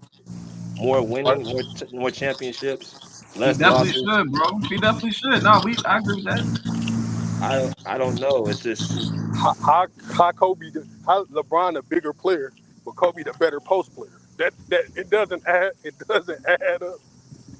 I see what you're saying, Kobe but the Jordan LeBron the bigger player. Jordan was a really good Kobe post the player better. at 6'6", so I can't really say that. Like, there's a lot of good post players. I mean, Jordan was a good LeBron not a great post player. He's No, he's not. 6'5", 260. But Jordan was a better post player than Karl Malone, I think. Well, I can't say that. Hold on, that's kind of crazy to say. I just think they got better footwork. Yeah, footwork. There we go. Post work and footwork is two different things. I keep forgetting about that. Yeah, you're right about that. I think Hakeem. What's the name of underrated post player too? Kevin McHale. Kevin McHale's a beast. The best post player probably is Hakeem the Dream, though. Yeah, I don't know. Hakeem the that's Dream. Where Kobe went to go learn from him after winning Everybody the championship. did. Yeah, everybody did, bro. He was I think, like I said, Kobe, I got Hakeem the Dream top 10. He top 10 for me, bro. He top 10 for me. He didn't play with a lot of talent though. Hakeem did. He didn't have to. He was a talent dude. He was, bro. He didn't play with a lot of talent. Like I said, that stat line, bro. Finals MVP, Defensive Player of the Year in 1 year, bro. That's a crazy year, bro. That's crazy. Yeah, that's crazy as hell. He held Patrick Ewing at 36% shooting in the I forgot about that. That was another dominant center, or not dominant center, a really good center. He was a great center. Killed two centers, Shaq and him. Yup, and David Robinson in '95 when David Robinson. I forgot about that. You said also, Kirk. You said you got Magic over Kobe. You had who else? You said Larry Bird. I kind of have to think about. Like that's to me. I value two-way play. That's why I said Kobe. Yeah, I got Magic. I got Magic over Kobe. I have Curry over Kobe, or not over Kobe, over Magic. Whoa, what? Yeah. Why you got Curry over Magic, bro? You gotta tell me why, bro. Because I think Curry is just straight up a better offensive player than Magic. Straight up. Straight up. Okay, I'm not mad at that. I think Curry at this point is matched or even eclipsed Magic's longevity. So I don't know why I would have Magic over Curry, and I think it was also just more impactful than Magic as well. So I mean, impactful to Magic. That's yeah, crazy. 1,000%. Curry's been able to stay in the organization. Curry's been able to stay with the same organization like Magic did, but also win with different versions of teams and compete at a high level because of how impactful he is as a playmaker, as a scorer. And I think Curry is the true antithesis of making guys around you just better and making life easier for them. That's why I think Curry's the second greatest playmaker of all time, arguably the best. And it's strictly based off of what he's able to do with what he's able to do off the ball. He's the most portable offensive player of all time. That's why I think Curry is the greatest offensive player of all time, if I'm quite honest. So that's why I have him over Magic. He was able to stay competitive and even win with different versions of his. He showed us that he was able to do it on the ball, off the ball, the level what you're saying, bro. shooting, efficiency, and playoff translation, playmaking, impact. I think it all eclipses Magic at this point. His longevity is only getting better. Honestly. Okay, I see what you're saying. Like, I don't value longevity. That just means you play longer. So here's my thing, bro. Well, longevity to me is how long you're able to play at a high level, not just how long you're able to play. Like Vince Carter. If you play it long and you're not impacting winning, it don't mean nothing. If you play it long, you just play along for numbers. No, he did say like longevity, and that's something else. Longevity just means to me how long you're able to play at a high level, not just like Vince Carter doesn't have the greatest longevity of all time. Like that's not what that means, because he didn't play at a high level. Play long and get stats, but you're not impacting.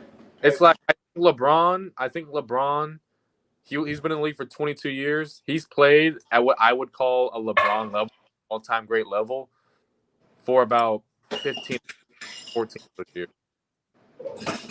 So playing long and collecting numbers, but you're not impacting winning don't mean nothing. Because Kevin Durant and LeBron, they playing. Well, this is Kevin Durant, 17th year in the league. They putting up numbers they put up when they was in their 20s, and it ain't having no impact on winning. Hey, P5, Steph Curry. Numbers look good. The numbers look good, but if you ain't winning, it don't matter. That's a good point. P5, Steph Curry's not the best offensive player of all time. That's Michael Jordan, sir. That's not Steph Curry. Jordan, bro. That's definitely Michael Jordan. I'm sorry about that. Like that's definitely not Steph Curry, bro. I'm not gonna say definitely because Steph Curry impactfully is a very good offensive player. I see where you're coming from, but it's definitely not Steph. It's MJ for sure. MJ averaged 30 for his career, bro. I'm not gonna lie to you. And shot over 50% shooting. Defense is playmaking. That's fine. I understand where you're coming from with that, but there's no argument you can tell me that says Stephen Curry is not at least at worst it's the second greatest offensively of all time. There's not one argument throw at me. The second, I mean, I can see where you're coming. I'm not mad at that argument. I'm just trying to think. Like now you got me thinking. Because I think what puts Curry over the hump of Jordan was Jordan scorer than Curry. Yes. Was Jordan a better scorer in the playoffs than Curry? Yes. Was Curry the far better playmaker than Jordan and the far better player when it came to making the guys around him better? Absolutely. And Curry was also an all-time scorer. He can stay in the playoffs year in and year out. Far better. I'm sorry. I missed that point. So you said Curry over who? Curry's the player of all time. He's the greatest offensive player of all time. Curry. I disagree, BJ. But okay. And then Curry is? Yeah, Curry's the greatest offensive player of all time. He's at worst second. The only player you can make that argument for is Jordan. He's the only. So you say offensively is scoring, or you saying offensively everything? Just as the total game. Jordan's without a doubt the greatest scorer the game has ever seen. So Steph Curry ain't over Kobe scoring the ball at all. Kobe's also a better scorer than Curry. I'll give you that. Kobe's a better scorer than Kobe. Or no, Kobe is a better scorer than Curry. Sorry. Kobe's a better scorer than Kobe. God damn, you know what I'm saying. Kobe's better than Curry. Yeah, there you go. I just think that there's offensively than just scoring. And I just think there's so much more to the game offensively than just scoring. Of course. No, of course there is. That's why I was asking when you said Curry is second only behind Jordan. I'm like, how? Because I think Curry's ability to offensive players in the league. I think that has to be taken into You account. cutting out. You cutting out P5. My bad. Oh, you're good. The ability to play with different stars. We saw it with Kevin Durant. We saw it with Draymond Green. We saw it with Klay Thompson. And why I say those players in particular is because with KD, Curry was never this ball dominant guy. So the KD fit was seamless. Was seamless. KD was able to fit right in, play the game that he wanted to because Stephen Curry was able to do that with him because of his ability to be portable. I don't think KD can slide right in and play the way he does with a guy like Jordan or a guy like Kobe. I think that, and I think that speaks volumes to his portability. I don't think as like Draymond or Klay or as impactful with guys. Well, maybe not. Well, Klay can be. Klay's also pretty portable. Well, So you don't think that he can fit with a guy like Kobe when Kobe had Shaq, who was more dominant KD than KD? Yeah. I don't think it's as seamless as it is with Curry. It can work. I think it can because I don't think Kobe is the most as ball dominant as people say he is. But I don't think it works as well as it did with Curry. I also think the level of playmaking and advantage creation that Curry was able to produce is also just way better than guys like Jordan and guys like Kobe as well. I think that is what truly separates him. But Jordan was also a great playmaker. Jordan was also able to move off the ball. So that's why I can see the argument with Jordan. And I can even see the argument a little bit with Kobe if you really want to go down that route. But I just think Jordan did it at a higher level than Kobe, and Jordan scales himself out of range of being able to do that. But I think what mainly separates for me Curry over Jordan, mainly, and then right? And then there's other guys. I think like if I look at Magic, right? I don't think Magic brought the scoring. Then I just said I value playmaking, but you have to also be able to score the ball at some level when we're talking about guys like Jordan and Kobe and Curry and LeBron and guys like that. I don't make that argument. So I'm asking. I just want to ask again. So you said his impact, scoring the ball. Are you saying how he fits with different stars, like with Steph Curry? Jordan never played with another dominant. When you take into account Curry's portability, his elite level scoring, I would say all-time great level scoring, him being one of the greatest playmakers of all time while not needing the ball in his hands, I think that's what separates him from everybody else in NBA history. When you take and also translated to the playoffs, how he was able to just make other guys around him, no matter who it was, just better. I look at Andrew Wiggins. I look at Draymond Green, offensively at least, because Draymond was always going to be a great defender. I look at Andrew Wiggins. I look at Draymond Green. I look at Klay. I look at how he was able to just seamlessly fit with another high volume scorer who predominantly had the ball in his hands, like Kevin Durant. Like I look at those things, and that just separates Curry for me from everybody else. Not necessarily from Jordan, but from everybody else. It separates him. It separates him. Did you say so? You say Curry is a great playmaker? Yes, all-time great playmaker. So what evidence do you have of that? You can just watch the film. I could go to the assists, but if I went to the assists, that would mean John Stockton is the greatest playmaker of all time. If you just watch what Curry's able to do, I'll just run this example. Stephen Curry is in a pick and roll with Draymond Green, and they do the pick and roll up by like where the hash mark is. Not the hash mark. That's not what You cutting out P5. PJ trying to get to the point. Yeah, P5 just dropped. I love Steph, but no, we gotta stop it. No, he said playmaker. Draymond Green's the playmaker. That's what I was waiting for. So I'm like, where's this? When did he become a great playmaker? Because every time Draymond, why don't you just let Draymond lead the team then? Because to me, it sounds like he wants Draymond to stay at all costs. He can fucking get ejected every other game and choke his coach out, but whatever reason, this nigga's still on the team. I wonder why.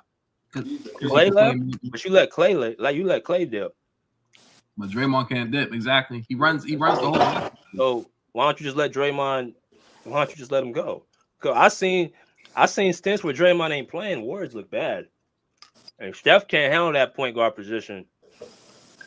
Sorry, that man. What he probably means is his ability to move out without the basketball and his conditioning is top notch.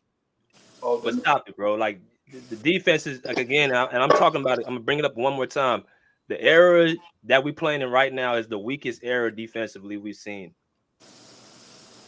I didn't say that. That's by the numbers that y'all looking on the screen. It's the weakest defense of all any of these decades, and this is where Steph Curry has been thriving from. Not to say he couldn't do damage in the other eras, but just switch Kobe in this era and see what happens. See what happens. Crazy. Huh. I'm just saying, bro. Gotta stop this shit, man. Curry, I like Curry too, but nah, man. BJ, do you think people get caught up in the moment too much?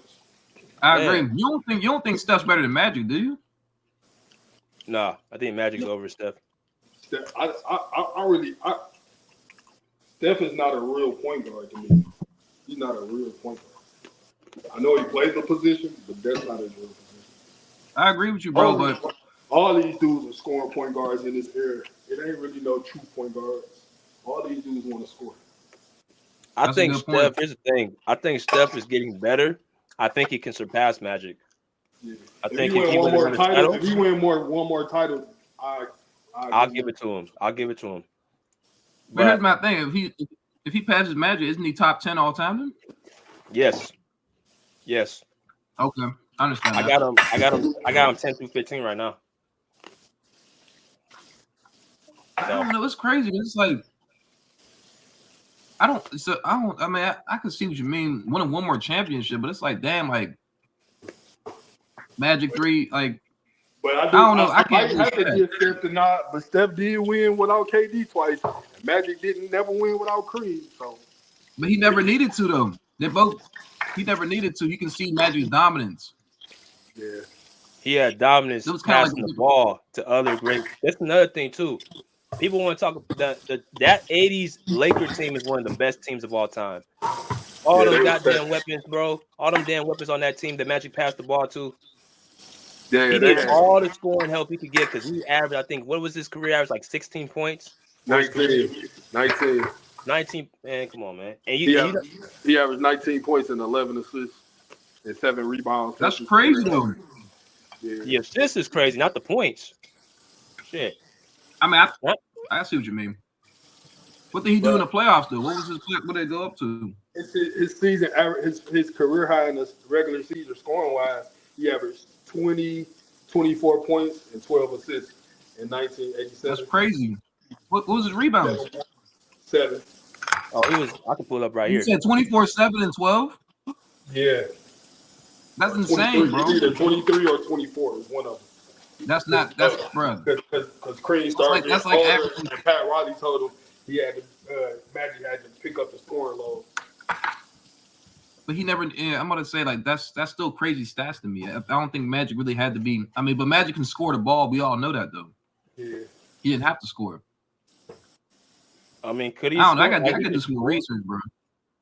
Could he shoot? Yeah, James Worthy and Cream, so he didn't really have to score. He's a shot creator, but I forgot about James Worthy. I forgot about him. A shot creator, but no, he really couldn't shoot. BJ, he can hit a clutch shot though. BJ, like he could. We see Magic Johnson shoot clutch shots. And you know his career. He a great free throw shooter. For a guy, he shot like 85% from the free throw line. I didn't know that. Yeah. Magic averaged 19 points, 12 assists, 7 rebounds in the playoffs. That's still crazy though. Yeah. That's crazy. That's what I'm saying. Like that's like a. I know he didn't get a lot of points though, but his shit went up in the playoffs too. Yeah, I think one finals he averaged like 26 against the Celtics. I think the scoring went up. Yeah. Look at his steals too. Yeah. Yeah, Magic. The Magic man. Showtime. He used to put them past point. He used to put them. And I think he won. What was that game when he hit the junior sky hook to beat the Celtics? I watched that game. That's crazy. I watched that game the other night. Oh, you actually do your research, Boogie. Huh? I see you actually do your research. Yeah. I just don't be coming out just throwing out anything. You know, some people just say anything. That's true, but I don't think Steph's passing up Magic, bro. I don't think that's gonna happen. That's just me personally. I don't know.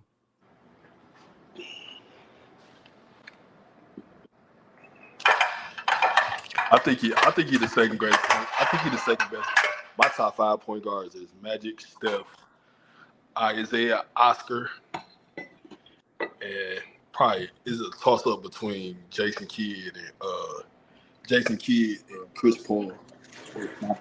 I see what you're saying. That's crazy that we're putting Steph has to be in a point guard conversation because he's listed as point guard, but Rondo was definitely. If he was a 2 guard, he would have been the 3rd best shooting guard.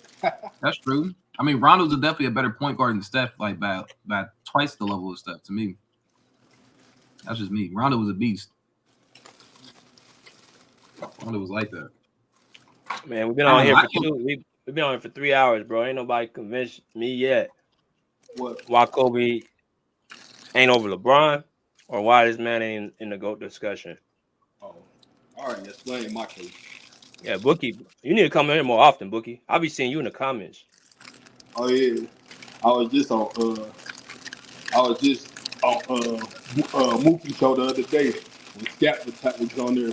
He and his Ghost Town was going at it because everybody keep making these hypotheticals talking about if LeBron played with Shaq, he would have did this. He would have won 8 straight. Yeah, don't make me. You should have sent him over here and then play that video again. He said the same shit in Miami. He gonna win 7, 5, 6, 7 championships. Win 2. I told when LeBron was Kobe was what 21, 22, and 23 when he won them titles with Shaq. Yes. When LeBron was that age, he couldn't shoot. So how they was gonna win? That's what Scabba Attack was explaining. He like, how they gonna win championships when Shaq need to paint the score and LeBron need to paint? What they gonna run a pick and roll? Hell no. Don't worry about it. We going through all the narratives, bro. Hey, Kirk, what's this Ja Morant you want to hit me before we get off here? Ja Morant. Y'all think he was better than Derrick Rose? Yeah, so Derrick Rose was in Chicago. Before what you said? Would you think Ja was better than Derrick Rose? A healthy Derrick Rose before he got hurt? Was Ja better than that version of Derrick Rose? I feel as though it's a close second, but no, I'm gonna say Derrick Rose. Okay. Derrick Rose was legendary. I ain't gonna lie, but Ja Morant's like it's close to that. It's not like he's not close. I don't think he's not close to that because he was still getting bounced out in the playoffs, but he got injured though. So he won an MVP. I forgot about that. Yeah. But what I wanted to say, BJ, I mean, I know you were saying that Anthony Edwards pretty much he does got it now.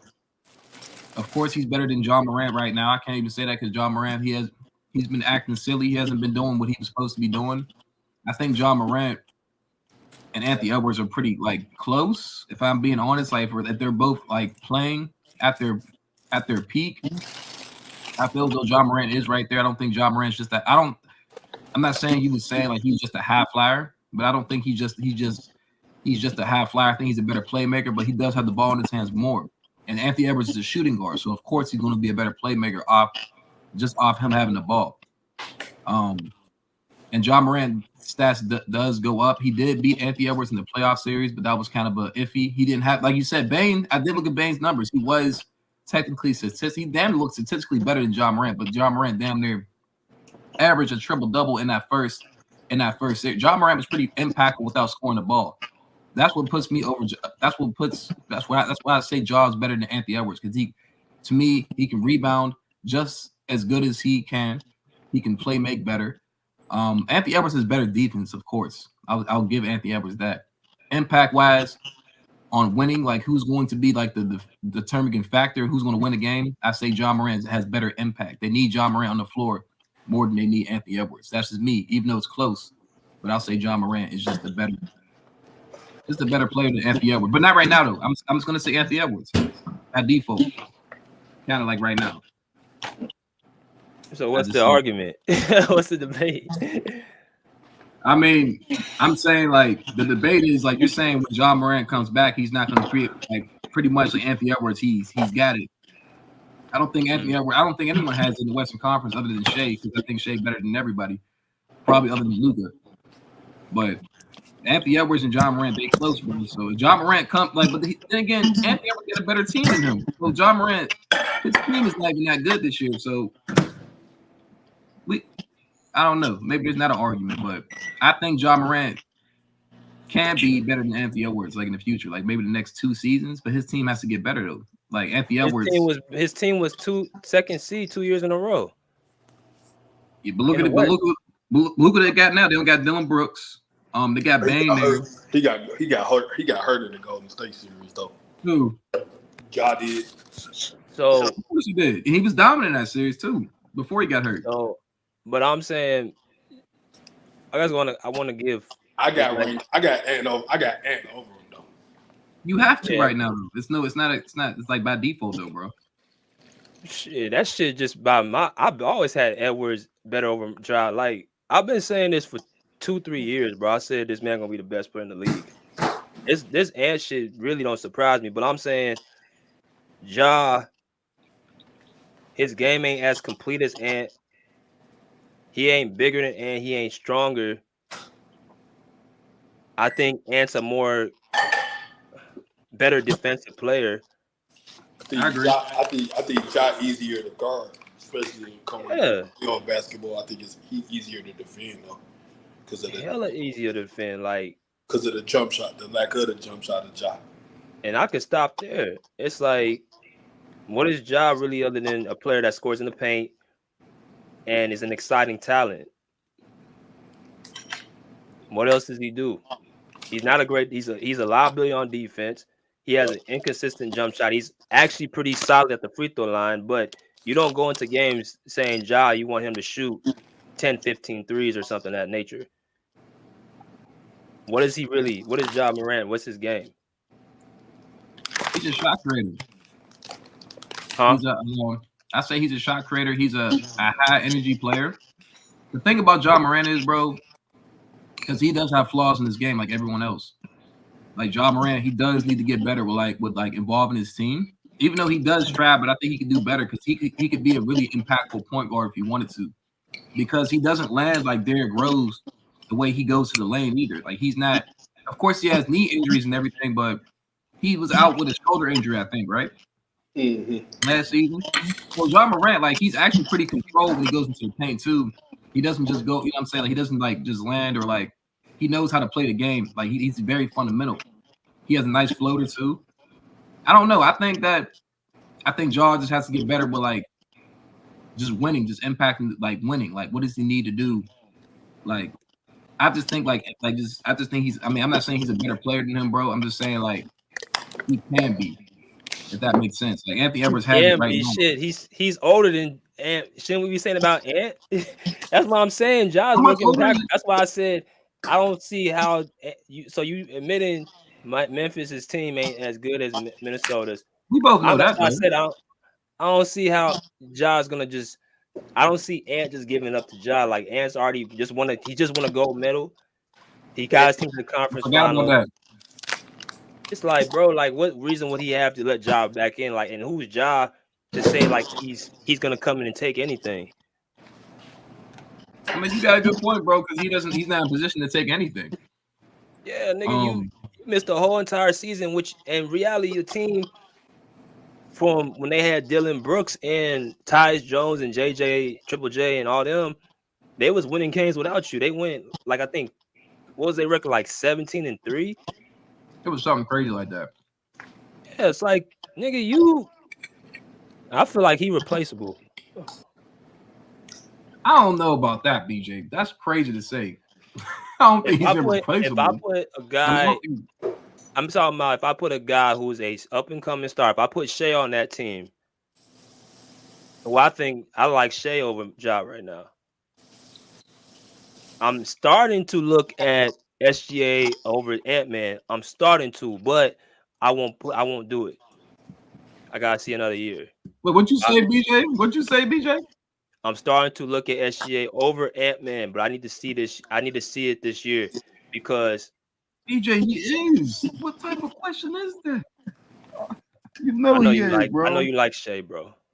I know you like Shea. I'm just going off of what I see, and I can go off the 2 seasons, BJ. For 2 seasons, I mean, this is stat wise. He averaged 30 on 50% shooting for 2 seasons. By the way, he faces off Luka, right? He faces with Luka.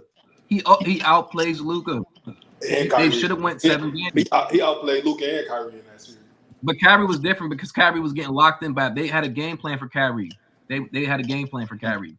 But yeah, he outplays Luka. Ant-Man plays Luka. Luka definitely outplays Ant-Man. Damn near Kyrie, damn near was on his level. So it was like I mean, Ant-Man's cool, but Shea, like you said, Shea understands the game. The thing about Shea is with me, he has to control the game. Like he has to be able to know, like, okay, I need to go on a dominant streak, or I need to go on a streak where I need to score, and no one's going to stop me. Like he does that, but he kind of stops. He's like, you know what, I'm gonna get my teammates involved, but. Yeah, I think Ant's over. I think Ant's the best player in the Western Conference. I mean, between him or Luka. I mean, I can't lie. I'm lying about that, BJ. I'm sorry. So I think really, I Ant mean, to is. be honest with you, SGA shouldn't be compared to Ant because SGA is 4 years older. So if you're saying SGA is better than Ant, he should be.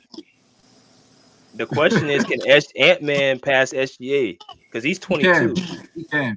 No, he can. If Yeah, he so can. and shit, SGA really is where this where he should be. You should be compared to Luka and D Book and all them shit. Donovan Mitchell. We've been waiting. Where you been, Ant? From SGA, where you been? We talked about this in the comments, BJ. Some stars have some late blooms, and it happens. It happens. It happens. Right. I've seen stats. It happens. But I'm saying, like, for him to be a late bloomer and then to do what he did for these last 2 seasons and impact wise, like to me, like OKC, they have a chance to do what Golden State did with their team, and you can see that, bro. They got a center. They got Alex Caruso right now. They got mad picks. They was in the 2nd round last year. I mean, I'm not gonna lie, and they have like a young. I'm not gonna call SGA a superstar because he has one. I wonder what's OKC lineup gonna be since they got this. Do you put Alex on the bench? You gotta start Lou. You gotta start Lou Dort. You gotta put Alex Caruso on the bench. Who was their center last year? Chet was the center. Chet was their center, right? Who was their power forward to? Hold up. It was Shea. They had J-Dub at power forward. Oh, yeah, Giddy.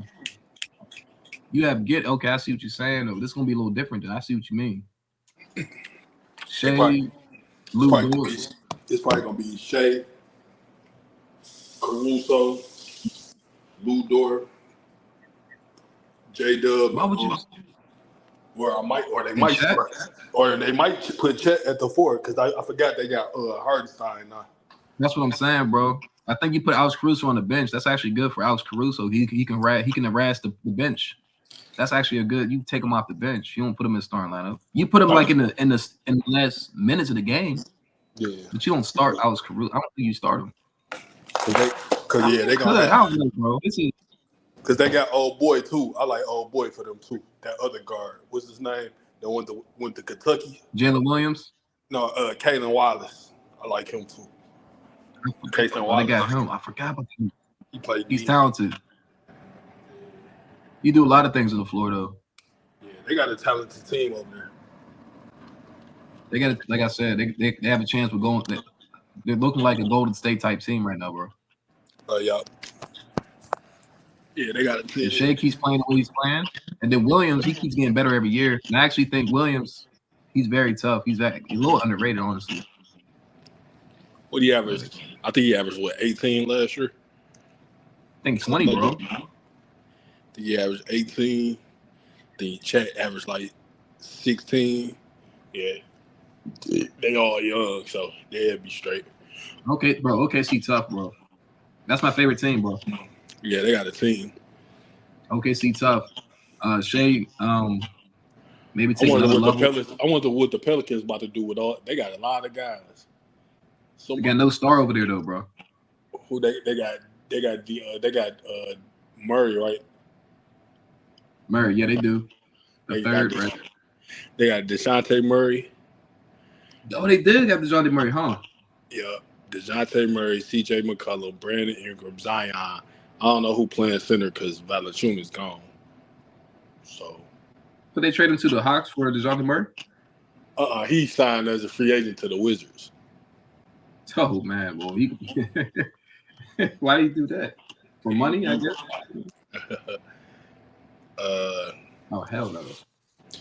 They probably gonna.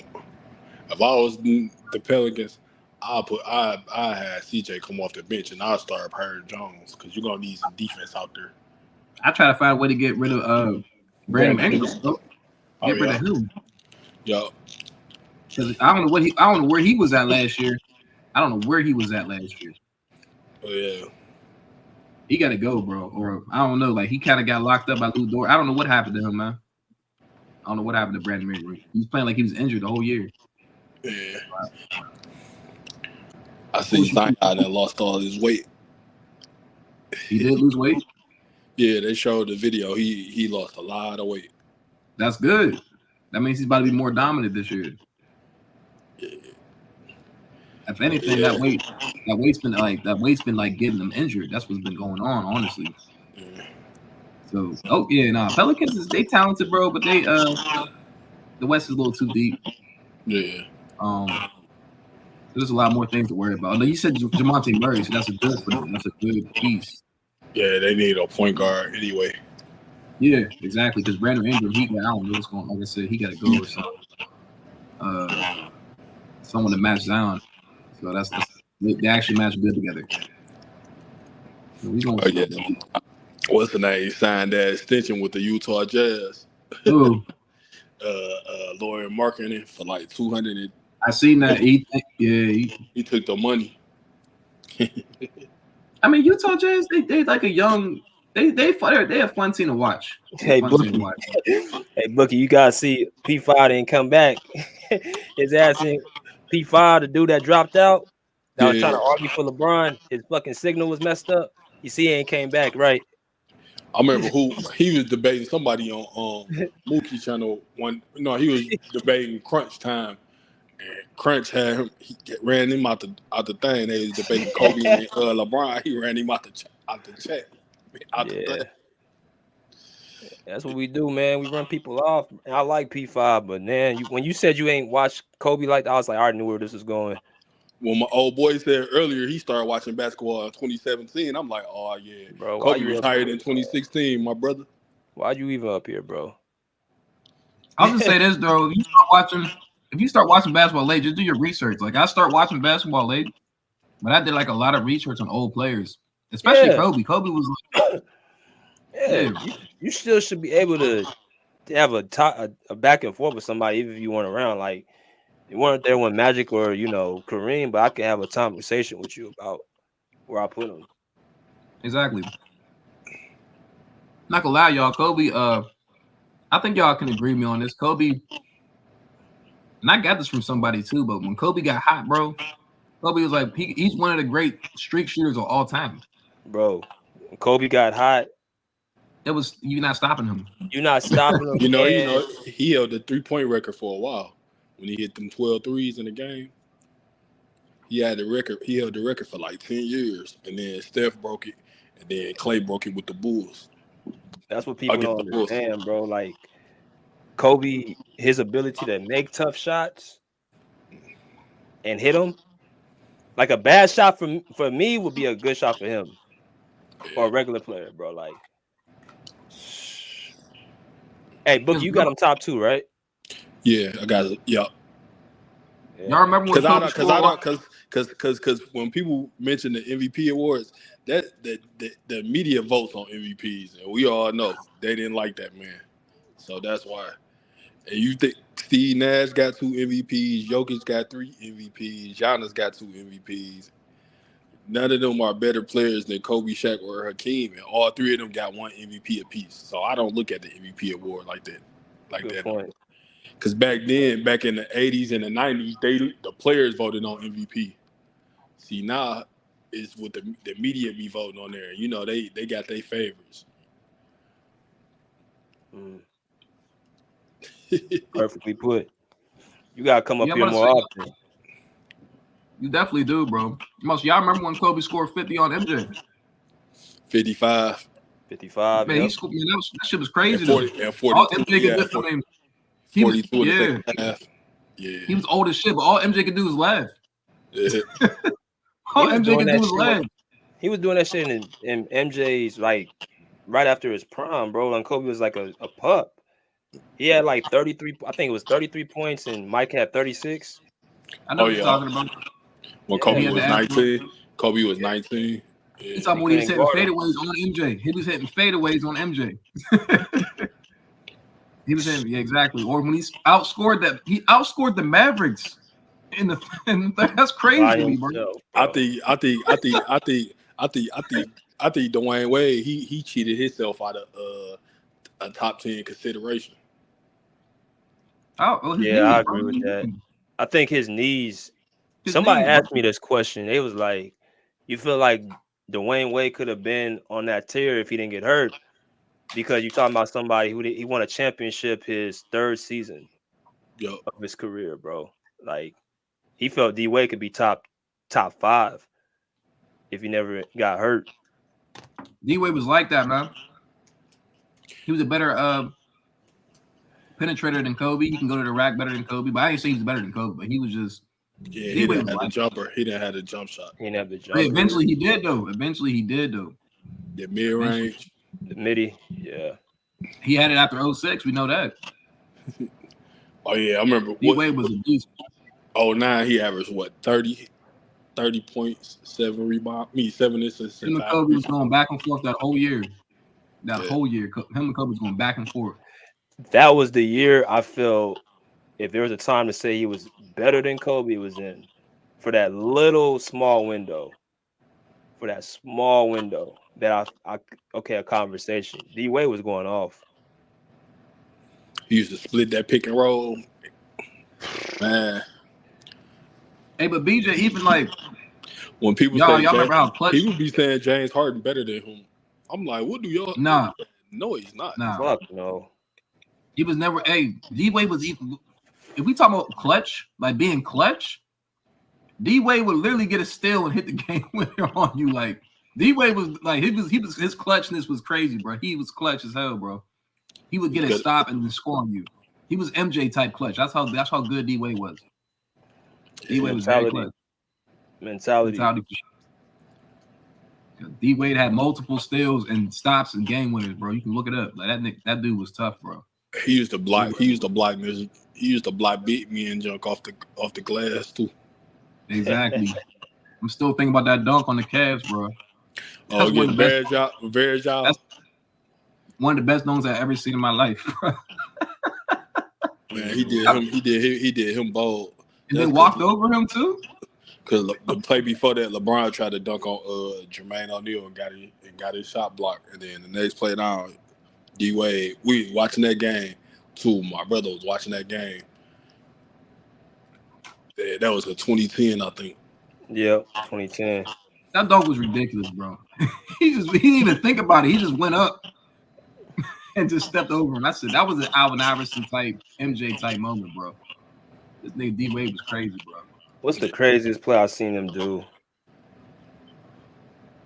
I mean, Amari Stoudemire block and then the half court shot was crazy. Was that for the game, right? They played when they were playing Phoenix. Yep. He blocked Amari Stoudemire on one end, and then he hit the buzzer beater at the half court on the other end. I remember he hit the half court shot. I remember that game. Who was that when he jumped on the thing? Oh yeah, that's when they played the Bulls. They beat the Bulls at one time. Yeah. I'm about to say, did D Wade have multiple like half court game winners, bro? Or he just had like he used to stay doing that shit. He did that shit. I think 2016 when he retired. He went to half court shots against I don't know who it was against, but he had like braids and he had like a half court shot. Oh yeah, because he shot that same shot that Kobe hit over him. Remember? I know what he's talking about. I know exactly what he's talking about. They showed the flash on each camera side. When he got the shot blocked the first time and then he did it again. Yep. Yeah. Matter of fact, it was against the Warriors. Yeah, it was. It was against the Warriors. Yep. You're not lying. That's a mentality thing because D Wade, he stayed doing shit like that. like there was not he stayed doing shit like that, bro. That boy was clutch as hell, bro. Like MJ, you can ask MJ himself. Like MJ, like D Wade was damn near MJ like. Yeah, about you out lying, bro. I'm saying like mentality wise, yeah, he was right there. Injuries, bro. He had some crazy crossovers too. They showed one. Of course, yeah. Oh my god, I think his hands was as big as MJ's too. He had some big hands too, bro. Like his crossover was like that. Only person hands I think up there with MJ's is probably Kawhi. He got some big ass men's. They show Kawhi hands when Shaq told him to put his hand out. It's like Kawhi, Giannis, Giannis. I'd probably say those two players right there, BJ and Bookie, like D Wade and Kawhi, they could have been on MJ's level if they never would have got injured. To me, like defense and obviously those two dudes were like that and clutch. D Wade and Kawhi, if they would have never got injured, they would have been a problem, like a big time problem. There was this dude on Player's Choice, Ox. He said Kawhi would have been the GOAT. I don't think he was the GOAT, but he'll be in my top 3.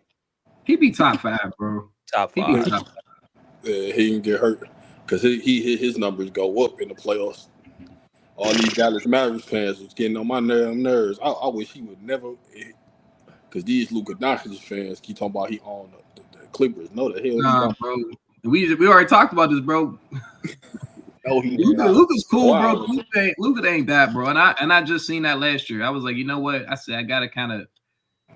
I don't know. I'm putting shade over Luka. I'm sorry, bro, but Luka cool. I told you that, Kurt. Yeah. I don't like Luka's style of play. Them little step back threes. I mean, it worked, bro, but he get tired and he complains too much. Look what he was doing in the finals, bro. He don't play no defense. No, bro, Luka is not that. Bro. He is not that guy. Jaylen Brown put the cuffs on him. Yeah, he did. He did, man. But he complained too much, bro. He complained a little too much for me, bro. Like a lot. I used to hate when the Clippers used to beat them in the playoffs. They used to always say he ain't had no help. Like Kristaps Porzingis is a decent player. You just didn't know how to use him. Exactly. That was the problem. And they was talking about all them points he was scoring on them, and then no, we ain't gonna talk about that, bro. That was we ain't talk about that, bro. It was underrating Paul George in them series. Like Paul George was just not doing nothing in that series. I like, come on, bro. Kawhi obviously was a beast, but come on, stop it. Stop it, bro. It's all good though. I actually like the Sixers this year with Paul George, y'all. I mean, they'll be okay. I mean, Embiid, he gotta be healthy. His mentality is, I don't know. That's kind of like, it's gonna be a weird type of thing. Paul George. Yeah, they're gonna be a good team. I like him and Oubre on the wings playing some. I do, because I like Maxey. I like Maxey a lot over there too right now. Like he should be able to take like a little bit of load off of Embiid. They just picked up that dude that dunked on LeBron. They just picked him up. Yeah, they did? Yep. Yeah, they picked him up. Bro, he was trying to dunk on everybody. He tried to dunk on Steph. Like he was just going. He tried to dunk on Steph and LeBron at the same time. Yo, but he could have though. Yeah. Oh my god. Yo, he wanted all the smoke, bro. I like that guy. Like he just went up, and I was like, "Oh, this nigga tough, man." I want to see. Like, tough. I like. I'm a fan of Wemby, but I think he play on a perimeter a little bit too much. He does. He definitely does, bro. Plays on. He liked them side. Yeah, he liked them step back threes too. That's what's wrong with the game. That's what I think hurting the game. The bigs ain't playing are playing away from the rim too much. That's why I kind of lose his game too. Yeah, they are, bro. Karl Anthony Towns. Sometimes Embiid fall in love with jumpers too much. He do. I mean, he did help the Olympics though. He hit like 6 straight shots, something like that. That boy was. I was like, damn. I said, where was LeBron at? And then LeBron gonna show up like after everyone went hot, and then he want to show up. I was like, but Embiid and Steph Curry was going shot for shot. I'm really Embiid though. I was like, okay. Steph Curry saved the day though. He saved the day. Yeah, bro, Philly finna be nasty next year, bro. Yeah, they are. Philly's gonna be tough. Nasty. Oh yeah, they got Andre Drummond as the backup center. They do. Yup. They got this dude from France, bro. He is nasty. Let me find out Philly looking like a okay, Philly looking like that's tough. Yeah, all they needed was a point guard. All they needed was a power forward. That's all they really needed. They got everything else. You got Kelly Oubre, you got Paul George, you got Maxey. Reggie Jackson went there too. Are you serious? Yep. Yeah. They should beat the Celtics this year. Bro, I'm telling you, they're gonna beat the Celtics. I didn't look at the Celtics. The Celtics ain't got no size for Embiid. They too little. But Embiid is not his mental and his health. That's the only thing that worries me. That He dude he averaged 30 last year against the Knicks on one. Yeah, he did. He was injured. He was injured. And he averaged 30 something, man. They That's probably when he was injured. Yeah, he was hurt. Him and Maxey was killing in that Knicks series. It was just that inconsistent Tobias Harris. That dude. Bro, 7 points a game, bro. Yo, what the? This nigga had 7 points a game, bro. Yeah. It just Embiid. The reason he get hurt, he got to get in shape, man. That is true. He be coming in out of shape all the time and still be dominating. That's the crazy. That sounds like Shaq to me. Wait, hey DJ, what's up? I don't know if you're gonna do this before the season. I think you should do like a top 10, bro. I'm about to ask you who's your top 5 coming into the NBA season, bro. This year, top 5 players. We gotta get off here in a minute. But my top, I'm gonna let you go ahead, Bookie. You got it. I got Nikola Jokic. Okay. Nikola Jokic. Yeah.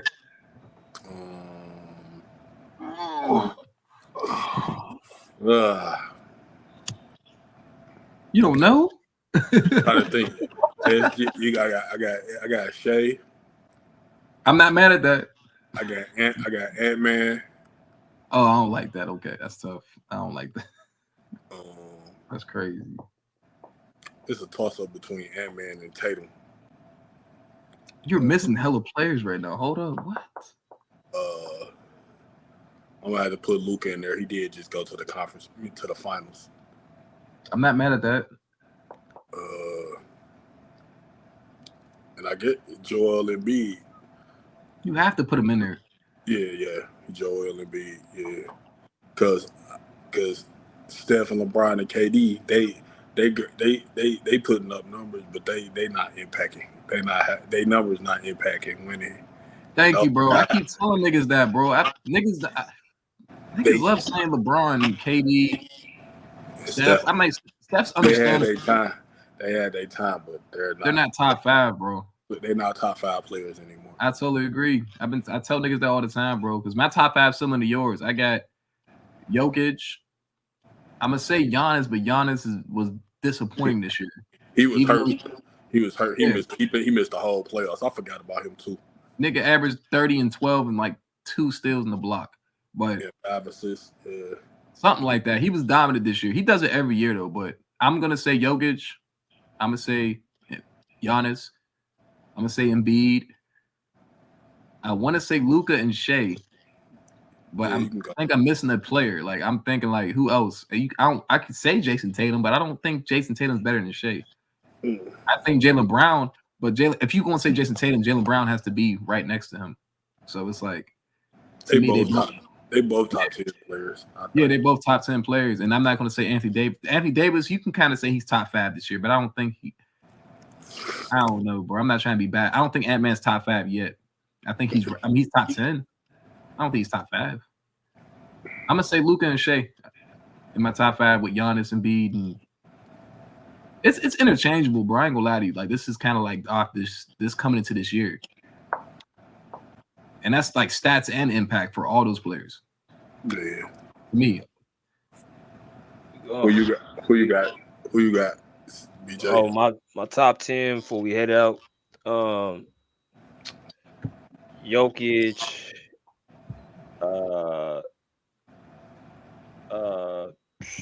tripping. Jokic, Giannis. Yeah. Kawhi, Embiid, Luka, Tatum. Who else is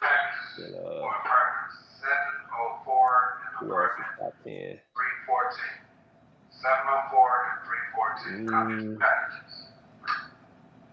That's tough. Tatum. I don't want to put Ant there yet. I don't want to put SGA in there yet. I'm not mad at you. I'm not mad at you. Not yet. Jimmy Butler. Still think he's a top 10 player. Impact wise, he's definitely in there. Yeah, especially in the playoffs. Yeah. I think he ain't playing the playoffs this year either. He was hurt. Yeah, he was out. He was hurt. I kind of put him down a little bit. LeBron, no. Maybe Anthony Davis, maybe. I think he might be in there this year. He actually had a pretty good year this year, bro. Like without him, they're not going to the playoffs without Anthony Davis. I think PG will make his case with Philly this year to be back in there. I think he will. I want to say Kawhi. Kawhi had a pretty damn good year, bro. Yeah, I put Kawhi in there. Kawhi's top 10 player. See, it's a difference between a top 10 player and a top 10 season. Yeah. Just because you had a top 10 season don't mean you're a top 10 player. Jalen Brunson ain't I see top what you 10. mean, because SGA ain't top 10. Amen I ain't see what top you're 10. saying, bro. Like, you got to do this shit year after year. Right. Yeah, Shea had a top. Yeah, you're right. Because Shea had a top 5 season.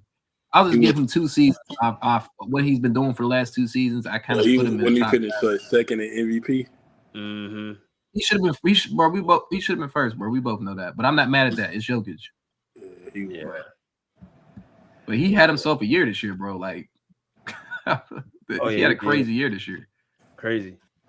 Like, to me, he's the best guard in the NBA. Well, the second best guard. I'm not gonna say he's the best guard. Let me not say that.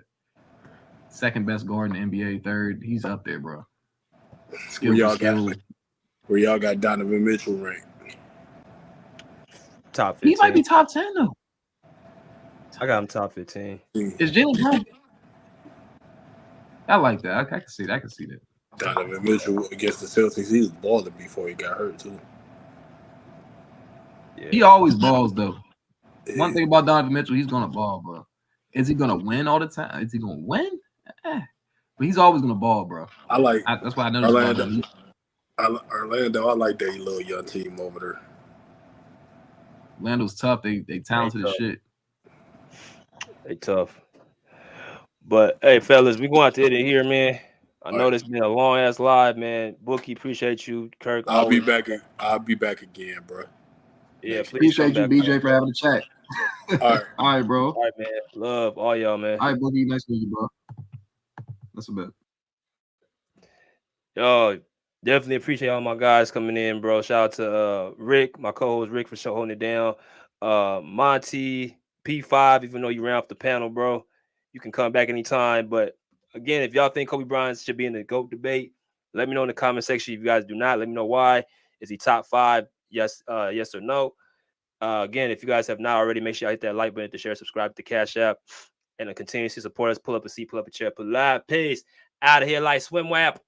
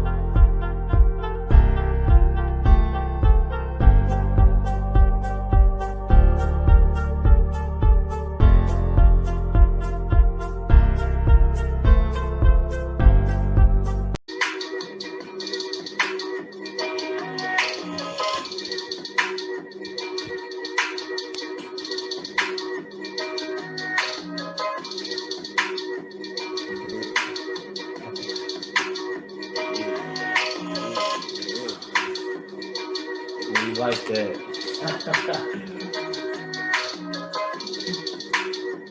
Woo!